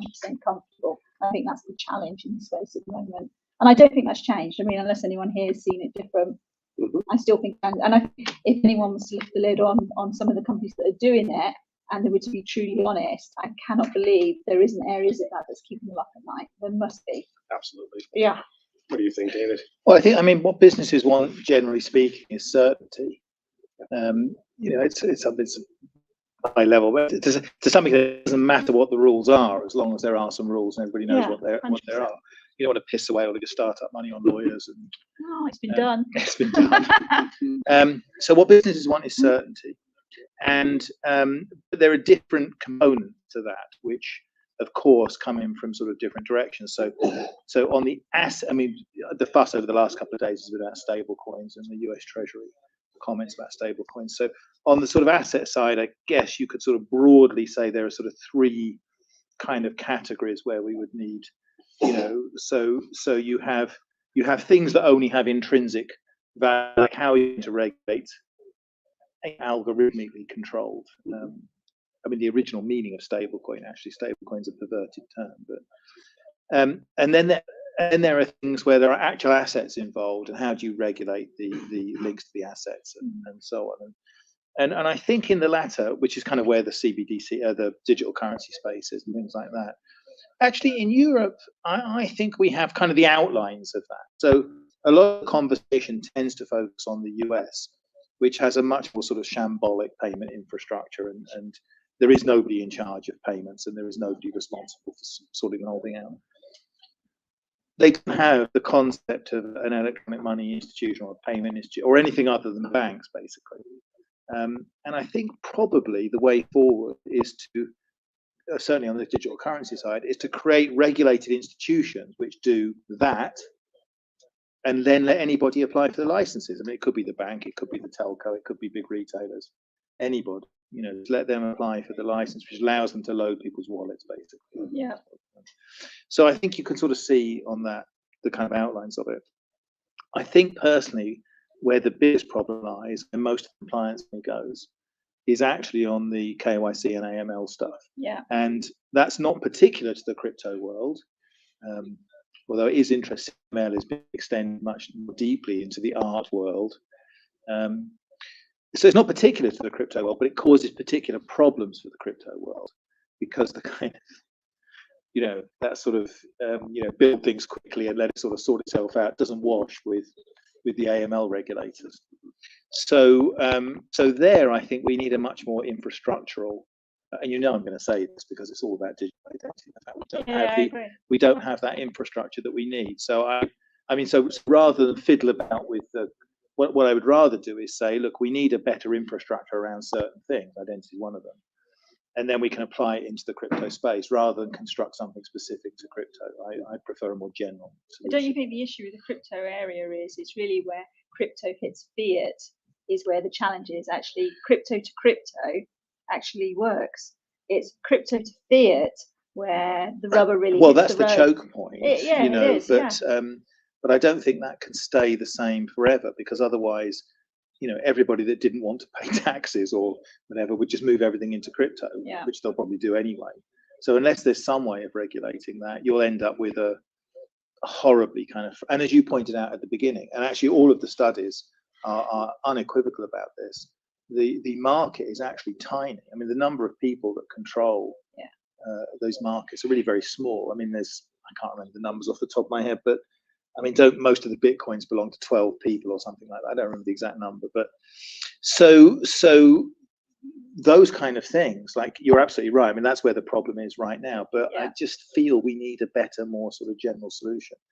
And in a way, you could sort of argue that I mean, I'm saying this for rhetorical purposes, of course, but you can look at America and China as sort of the ends of the spectrum. And we want to be somewhere in the middle, probably. I don't think we want to be. I don't think we want the government to surveil every transaction and look at everything we're doing all of the time. But David, on that point, but on the other hand, we don't want this kind of pretend libertarian anarchy. I think that's a really good point, because, again, we're bringing in some experience of other global movements. Again, back to open banking, open data, where there's a whole discussion around regulated versus market-driven, where the market allows you to come in and helps the regulator to establish parameters, and that's been seen as being very good, and there are people challenge it to be not so great. Where the fully regulated allows the market then to have structures, but yet they see it as too regulated and doesn't allow for creativity or for further collaboration. How does that apply then to what we just said?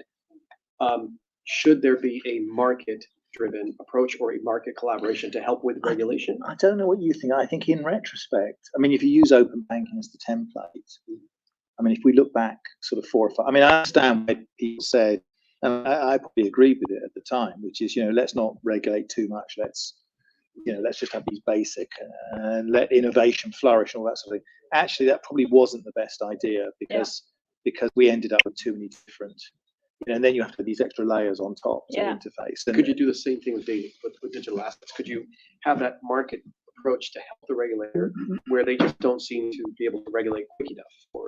Well, I don't necessarily think we want them to regulate too quickly. I mean, the possibility of mistakes is there, but yes, I think some. Actually, the identity point sort of illustrates this at a very fundamental level, because if you have a proper digital identity infrastructure, it wouldn't just be about the identity of people; it would be about the identity of things as well, and companies and all sorts of stuff. So then you'd have a span. So like, I know this thing, was sold by that company to that person. Now, I mean, I can think of plenty of ways. We have a cryptographically more sophisticated infrastructure now. That's not the same thing as putting everybody in a big database and giving them an ID card. We can do a bit better than that. But nonetheless, I think we need infrastructure at that kind of level. And I think the regulators would have to, it's not obvious to me that it would diverge organically unless we all end up as citizens of Facebook, basically. Maybe that's the best solution, I don't know, in the metaverse. I think that's, again, a really good point. And just building off of that, and maybe for Andrea to help us understand, what does the regulation tell us, at least minimally today? What does it tell us that we can do or can do at a very high level? Yeah, I mean, basically, it's kind of standard AML checks that you would carry out on any merchant. I mean, I don't differentiate between, no matter whether it was a standard retail merchant or a crypto merchant coming to me, the regulation's quite clear. There is a difference around different exchanges, whether they're regulated, and there's a temporary permissions regime at the moment here in the UK. If you go onto the FCA website, they've actually got a link to the temporary permissions for companies that are trading in crypto at the moment. So you can go on and actually see that. So there's a limited number of companies there.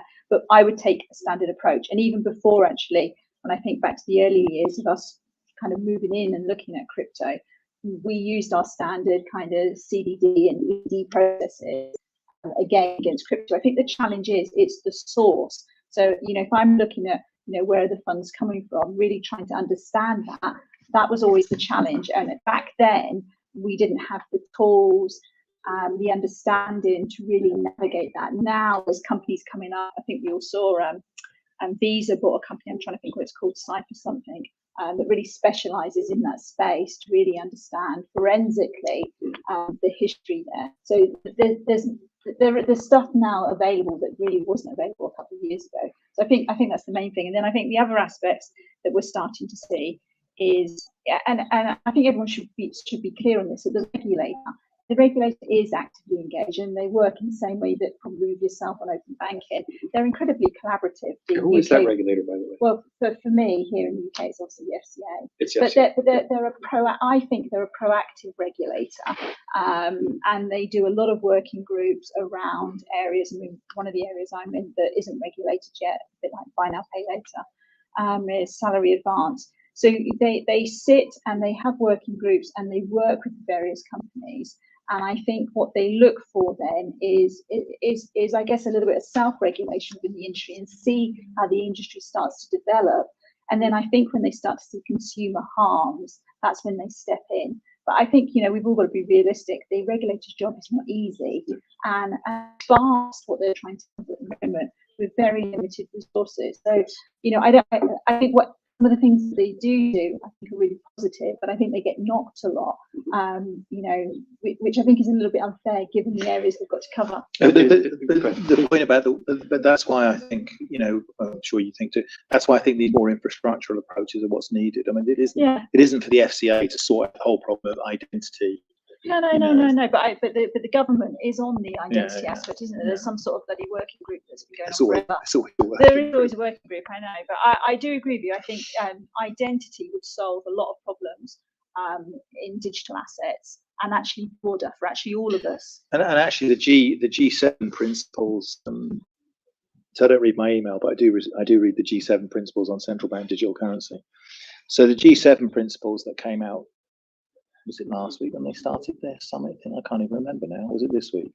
No, last week. Yeah, it's been popped this Where week. were they? They were in Rome or somewhere. Yes, they were in Rome, yeah. Never in Salford, things. I can't help but notice. So what I can't remember, but one of the principles there was a potential way through all of this is, and I can't remember the exact phrasing, but it said something like, it's probably not necessary for everyone to know who everyone is, as long as somebody knows. Yeah. So in other words, probably the route through this is not the kind of travel rule kind of version of spraying everybody's personal information across every node on the internet. It's going to be something like, the bank or some other regulated institution knows who you are, and they give you some sort of cryptographic identifier or financial passport or something like that, which is then used in transactions. Yeah. But your personal identifiable information is not part of the transactions. And then, if you get up to no good, if I am in fact using my pictures of chimpanzees with sunglasses to launder money on an enormous scale, when the police go to the bank and say, well, who is this? They'll tell them it's me. I mean, I'm not like I can get away with anything, but so I think there are the outlines of some settlements, if you like. Yeah.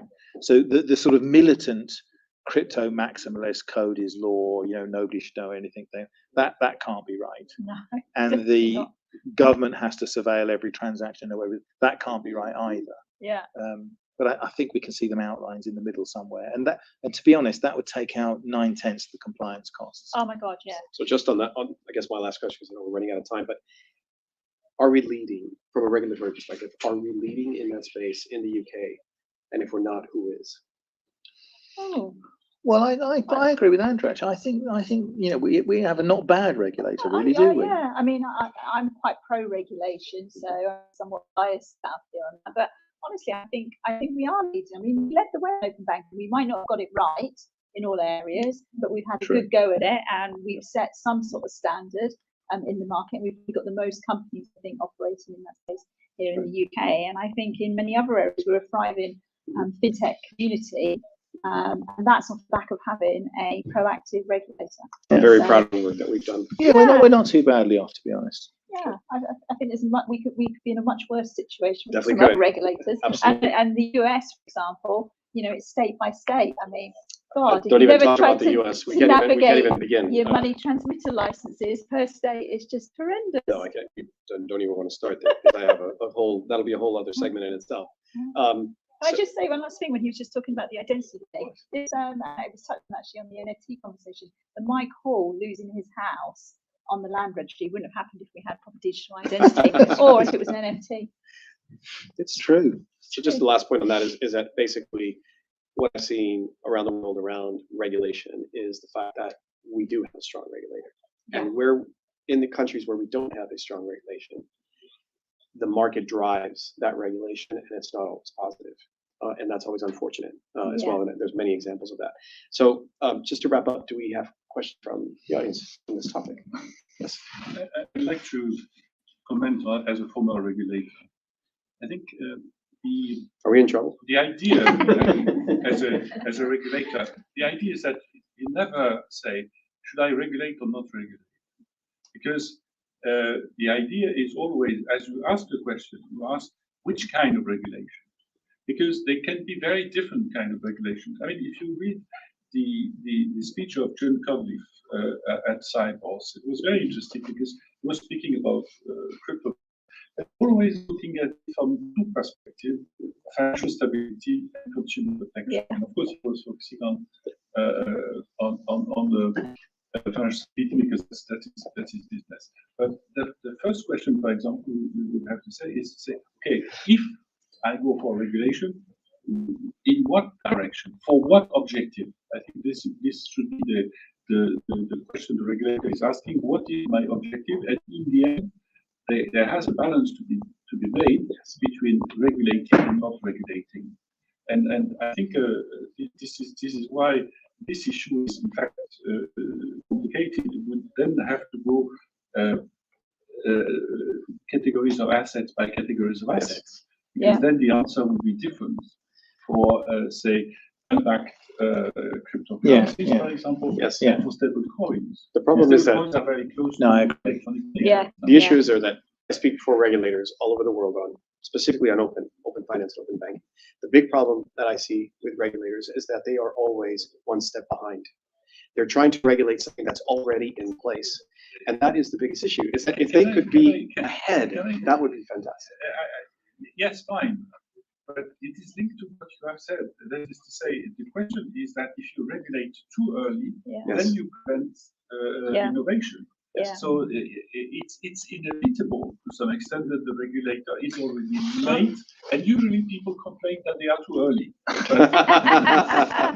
But I think you're about John's point. I mean, I think you're spot on with that. I think, you know, there are reasons why on the financial stability side, because we don't want society to collapse. So we should be formulating ideas about how to keep stability. On the consumer protection, it's much harder because we don't yet know what the spectrum of harms is and quite how they will resolve. I suspect, and it's no more than a hypothesis, I suspect that the legal claims surrounding the collapse of various NFTs and whatever will dwarf the PPI. I mean, right now you have people complaining all the time on Twitter that their bank won't let them send money to some NFT thing. Nothing when they start complaining to lawyers about the banks that let them send money to the NFT thing. So I think we have a big problem coming with consumer protection downstream. But I agree with you. I think it feels too soon on that because we're not quite sure how that will pan out. And in the absence of any identity infrastructure, I agree. It's too attractive to scammers at the moment. Although to your point, for example, what was the name of the one that went over yesterday? Squidcoin. Yeah. Went down and took a few million with it, didn't it?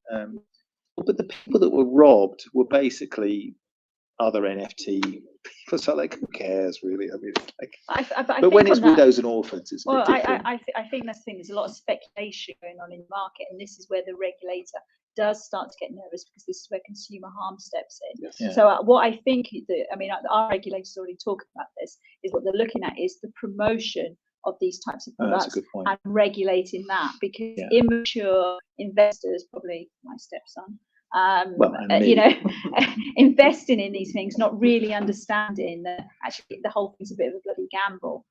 So I actually think our regulator is quite good at watching how the market develops and then looking for the consumer harms and then taking action from there, and stopping the promotion of some of these terrible products is the right thing to do. I mean, they're all over Twitter, they're all at Instagram's a nightmare full of them all. It's shocking. I fell victim to it myself. I invested in Foden first to score on Saturday, and it was 2-0 homes. So, from a consumer perspective, are consumers protected? No, they're completely not protected. And I think, unless you're a sophisticated investor, you would understand that. But for a lot of people, they steal the hype, especially, Bitcoin millionaires, billionaires. People think this is an easy way to make money. So, they want to be first in and make a couple of bucks. So I think that's the issue. I think it's the promotion of the protection. They're all over the tube, by the way. I came today on Canary Wharf and I noticed them in the tube, but they actually did have the writing that you're not protected. But again, I just don't think people really. For what? I didn't see. Some sort of. Like Miss Doge, did you miss, Dogecoin? Then yeah, right. Yeah, all over the tube. So should I buy some? I would recommend it. No, I just know, you're good at these sort of things. Any other questions? Yes.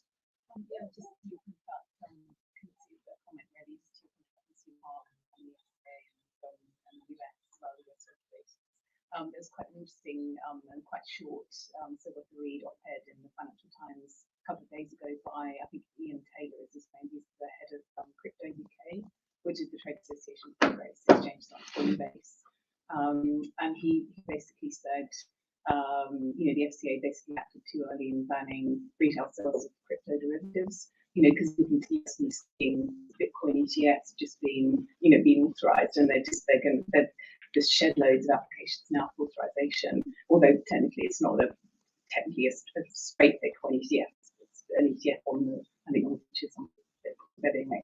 But effectively, indirectly, it's a Bitcoin ETF that's being authorized. So he's basically saying, he also said that the FCA acted too early, and B, in its own surveys, it has done their own FCA website, surveys of kind of retail customers and the kind of people investing in crypto, just generally in different types of crypto.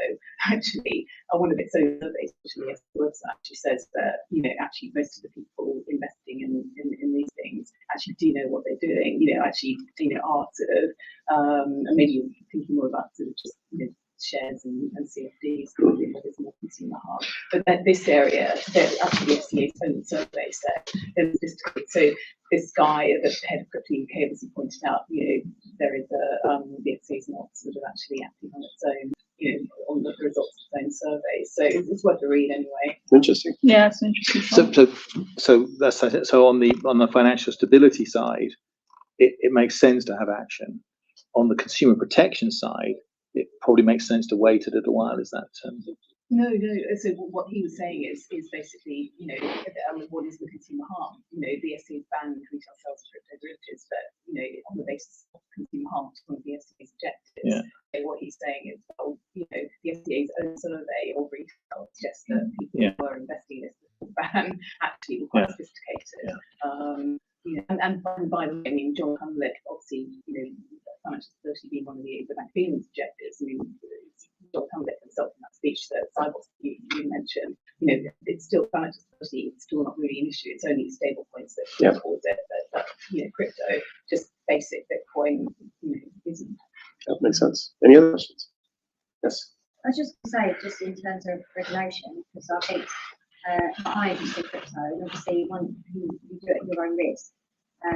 But don't you think that certain regulations, depending on how tight they are, will take the liquidity out of the market, and that's one of the actual main attractions of investing into crypto compared to investing in the stock market? I just wonder what your thoughts are around that. I think I'm a little bit skeptical because I think the roof hasn't fallen in yet. We need to go through the collapse. A bit like the tulip bulb thing that was earlier on. I mean, people talk about it and joke about it, but they don't actually study what really happened. And what really happened was when the roof fell in on tulip bulbs, again, it was relatively few people that were impacted by that, because the number of people that were paying $10 million, whatever it was, in that for tulip bulbs was pretty small, and basically tough luck if they, But after the roof fell in, that led to proper regulation of futures and options and made a market that everybody could invest in safely, if you see what I mean. And I sort of feel personally, we haven't quite got to that point yet. It could be just because I'm too old and too conservative. I completely accept that point. But I just feel we haven't quite got there yet.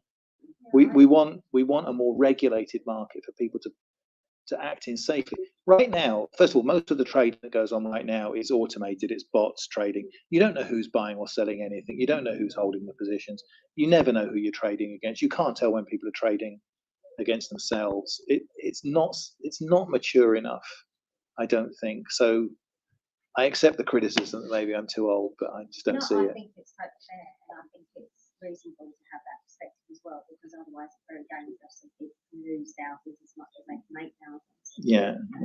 It is very interesting, because I know that people that traditionally trade, say, currency, stock market, trade crypto, use the same parameters, that sort of thing, and earning money. I think that's a fantastic. Comparison. If you just give me 2 minutes, I'll tell you a very quick story about that, because of my when I was your age, my formative younger years. I was in Australia, and I had a girlfriend, and her sister was going out with a currency trader on the Sydney Exchange. And on a Friday, he came in and said, "Listen, a mate's told me we're going to either devalue or upvalue against the US dollar when we open on Monday morning. So you're going to come with us on this." And I'm like, I'm not touching this with a barge pole. I don't understand. It all sounds completely dodgy. They're all Barrow boys. I don't want anything to do with them. And my mate said, "All right, I'll put this is a long time ago, but 5,000 Australian dollars into it. And go away for the weekend." And over the weekend, he gets a phone call at the place we were staying and says, "It's gone the other way, so you have to put up some more money, right? The margin call." And Rob goes, "No, I've learned my lesson. I'll let the 5,000 go. I'm not." Monday, Rick turns up in a brand new Mazda RX sports car, which is just for cash, with the money that he made from the currency trade. And just told me, it's the same thing. You're trading against people who know what they're doing. you know, it's crazy to go into those trades on that kind of thing. The people that are making all these millions out of these NFTs, you know, the tools they've got at their disposal, the bots they're running, normal people can't possibly compete with that. They'll all lose their shirts. I have a gentleman that lives in my building, and I won't go into in much more detail. But he works about an hour a day, and he goes into oil trading, and he's part of a community, and exactly that. They go in and they make the call. They say, "What do you want to do today? Let's go up," and they go up, and then they make their money. They're off in an hour, and he's shining he gets a sports car every month, like whatever it is, and they call the shots. So how do you invest against that when somebody is calling the shots of the flavor of up or down? In the wild, I suppose, you know, in the Wild West or whatever. I mean, this is how stock markets used to work. Yeah. With people buying newspapers so they could print fake stories about the other railroad or what. I mean, this used to go on all the time, and eventually we decided that's not the right way to run a market. You know, if I buy 5% of a listed company, it has to be disclosed. It has to, you know, or whatever it is, or 2% as I know. Yeah. So we sort of decided that's not the way to run markets. They should be regulated. All I'm saying is I think it might be a little too early to say what those regulations should actually be in this space. That's So all. in summarizing a little bit of that, are we saying that until there isn't a major collapse, we may not see, unfortunately, that's what we're saying? But it sounds weird to say, well, we have to wait until the roof Because falls open banking in. started because of the Yeah. crisis, et cetera, et cetera, et cetera. Did you want to say something I more? think it's when the government think that we're only to, I would say us, I'm talking, you know, Whoever's doing it. we're only to make money out of it, and the government go, hang on a sec, we can. I want to tax it. I want to tax that. And also the banks like JP, all the big ones have already sniffing it. Yeah. But I just don't Yeah, think they it's are. there. And when they come in, because they will, because they'll come in like whales or sharks because they can, that's when I think things will dramatically change. I agree. I think actually the big players coming in will drive the regulation, which won't be such a bad thing. Because I think, you know, at the end of the day, there will be vulnerable people and there will be consumer harm and is consumer harm going on in this area. And at the end of the day, you should only ever be investing in this if you can afford to lose it. And that's the challenge. There's a lot of people that are probably investing that can't afford to lose it. That's I think that's the bit where the regulator's looking out for. If I was like a cryptocurrency billionaire, you know, which I could only dream about, but if I was, I'd be much more worried about having my door kicked through by other people who know about Bitcoin than by the government. You know, I'm surprised there aren't more kidnappings and extortions already, to be honest. There's a film called Cryptopia. Cryptopia. Is that on Netflix? Yeah. Is it? I haven't watched it yet, but I know a friend of mine has, and we're watching parts of it. It's very interesting because it talks about the practicalities and the actual crypto industry, not the pads side of it. Yeah. Actually, where they're mining, like this is a good story, but it's worth. I'll watch that. Thank you. Thank you. So, folks, on that note, I think. Oh, wow, we've got a lot of questions. Do we have time? Are we okay? Yes. Yeah, because at the moment the crypto market is about 2.8 trillion dollars. Do you think, because we're talking about regulation, do you think before regulation comes, do you think more people invest quickly before regulation comes? Well, that's an interesting one. Honestly, I don't know. Probably, but that's quite scary to think that. Yeah. I mean, the market is 2.8 trillion, which is not that big, really. Because I read in the newspaper, the financial market is about 450 trillion, which is enormous. So I'm thinking more people try to invest quickly, try to make money quickly before the regulation comes. Yeah, because I would imagine, I guess it was the same on NFTs we were talking about earlier, is that if we think that more regulation comes, does it mean that actually the value becomes a little bit less? I don't know. Probably, you know what I mean? It becomes more and more mainstream. I think NFT, though, is a slightly different case. I take your point, and you're right, it is very small, the same point that you're making. I think NFTs are, in a way, a bit more interesting to me because you could sort of do, I mean, I know you're going to hate this, but you can sort of divide the world of non-fungible tokens into two parts. There are tokens that are useful, and there are tokens that are useless, i.e. art in the other side of things. And actually, the useful tokens, things like event ticketing and stuff, actually have real business cases. So the technology that's being pushed on the art side, actually, in my opinion, has some utility on the business side downstream. So I actually think that's rather interesting. And some of the problems that you're encountering, you're actually, ahead of the curve, I think, on some of this stuff, because those aren't problems on the financial side. On the cryptocurrency side, I think it's a little bit different because it's not transparently obvious, and maybe this is because I'm not as familiar with it as I should be, but it's not transparently obvious to me what the actual use cases are. Like, what problem is actually being solved by, if there was, I mean, if I could use Bitcoin down at Waitrose, well, I mean, I still wouldn't, because Bitcoins are going to be worth $1 billion. Like, I read it somewhere. Why would I spend one at Waitrose? That wouldn't make any sense. But it's not solving a problem. My cards work fine down at Waitrose, and I'm still sort of groping around. On NFTs, I can see where there's application. I'm not sure if I can on the cryptocurrency It's just side. it's speculation. I see cryptocurrencies. Yeah, please. Just a quick one on that point where you say it's kind of speculation on cryptocurrencies. What do you see in the future of stable coins where it's pegged to a currency and you can go to Yeah, I'm a big fan. Yeah, I agree. You're talking to the wrong people, because we're too conservative. We're conservative and older. Stable coins, I absolutely see. Because right now, if I go to Andrea's shop and I buy something from her, I buy something for £1. That pound has to wend its way through the highways and byways, the long gone canals and waterways, and slowly make its way through to her bank account, because it's got to go through the PSP, the acquirer, the processor, the scheme, the issuer. It's got to go through all of this. Whereas if I could just send £1 from me to Andrea, that's a very different story. Yeah. But are we talking about account to account, which seems to be No, next... we're talking about the opposite. We're talking about not account to not account. We're talking about wallet to wallet. In this direction, I think if you look at the reaction of central bank community vis-à-vis Bitcoin and vis-à-vis Libra, it was much stronger on Libra than on Bitcoin. And the reason was that Libra had a potential to get into competition with the existing fiat currencies, precisely because it is indeed money.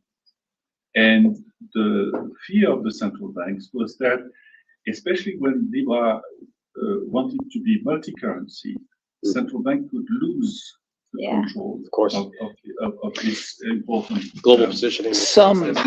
While on the Bitcoin, the central banks have never believed that it would last. So what they are doing is that they are making sure that there are clear borders between the, let's say, the financial markets and the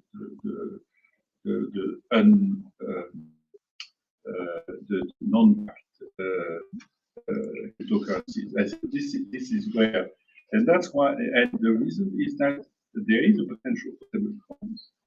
The central banks wanted to avoid is to have multi-currency stable coins, because there is no way this can be kept under control. I agree with that, Nasser, but I would actually come from a slightly different direction, because I would say the difference was, first of all, Bitcoin isn't money. I mean, whatever Bitcoin is, and it's an interesting discussion about what it is, it's not money.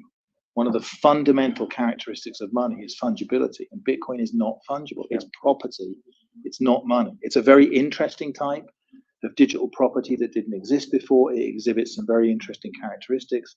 In certain circumstances, it can exhibit money-like property, but it's not money.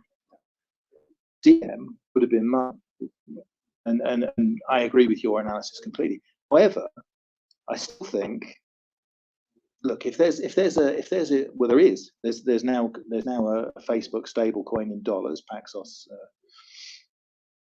If 2.3 billion people around the world start using US dollar stable coins, because remember, in many countries in the world, Facebook is the internet. There is no distinction. What would be your guess? Probably 150 out of the sort of 170, 180 currencies would just vanish. No sane person would hold any of those currencies. They hold dollar instead. So the implications go far beyond speculation. Absolutely, because I was looking more, I think, from the European perspective. Yeah. Because the Europeans are not going to replace the euro by the dollar. This is clear. Because Yes. even the No, but French- sterling, But- when you're all back in the sterling zone, it'll be a different conversation story. there. But for a lot of countries in the world, So folks, I'm going to have to stop now. I'll So just take it one step further. All this discussion. Yeah. So I'm like you, like I've said from the beginning, Bitcoin is not a currency, sadly, in the last 10 years. We'll see where it ends. But actually the NFTs, I say likewise, I believe in the utility. So as a regulator, but we all remember when Amazon was, everyone was talking about Amazon, e-commerce will never take over Europe. So as a all-fun question, what if the metaverse GDP is going to be bigger than first GDP as a regulator point of view? You joked about it. But that point about Amazon is really interesting to me. So we live in a world. I can't resist this. I hope you don't mind. I can't resist this joke. So Amazon, Amazon is now opening actual shops, like real world shops in various places. You know, that sort of blurring of real and virtual is getting very, very strange. Not just shops. I mean, I mean, there are other examples sort of beyond Amazon. So the idea that you have the metaverse and you have, that can't be quite right. It's going to be much more jumbled up than that. And what's very fascinating to me, because I'm much more interested in NFT stuff, is if you remember the virtual worlds from many years ago, when those virtual world economies first began to develop, they were an object of really interesting study. World of Warcraft, Entropy Universe, and things like that. But they never really quite made that extra step because they didn't have the NFT, the sort of copyability. You couldn't emulate the real world in those virtual worlds because you didn't have NFTs. But now you can. So actually, my guess is that sort of stuff's going to accelerate, but its anchor in the physical world will remain. And so what that's implying to me is that people will come up with some incredible new business models and incredible new businesses in the metaverse, but we won't disappear into the metaverse, if you see what I mean. Because Amazon ended up opening shops. exactly, this God one's knows just where behind you, Pornhub about a block will- away. will end up. Anyway, thank you very, very much, Andrea and David, for your time. Really, I think we could be here for 2 hours.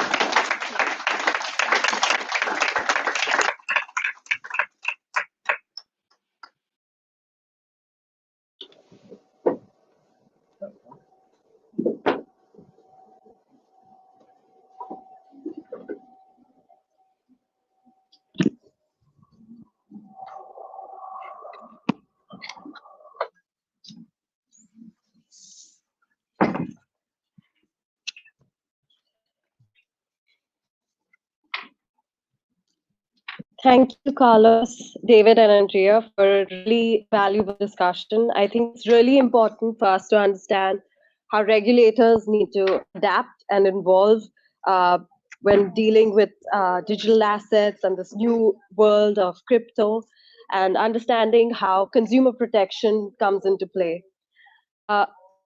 Now, this brings us to the end of today's session. I think the ideas and insights today will help us understand how to work better with digital assets and also understand how to leverage them for further opportunities in the payments industry or in the financial world as a whole. I would like to extend a big thank you from the CFT team to all our speakers and our audience for joining us today. I would also like to take this opportunity to thank the Budapest Institute of Banking, without whom we could not have organized today's event. I would also like to thank our event partners, the FinTech Association of Sri Lanka, ATRR FinTech Hub SG, FinStep Asia, Learnably, FinTech Association of Nigeria, Swiss Finance and Technology Association, and the Global Impact FinTech Forum, as well as CEDN.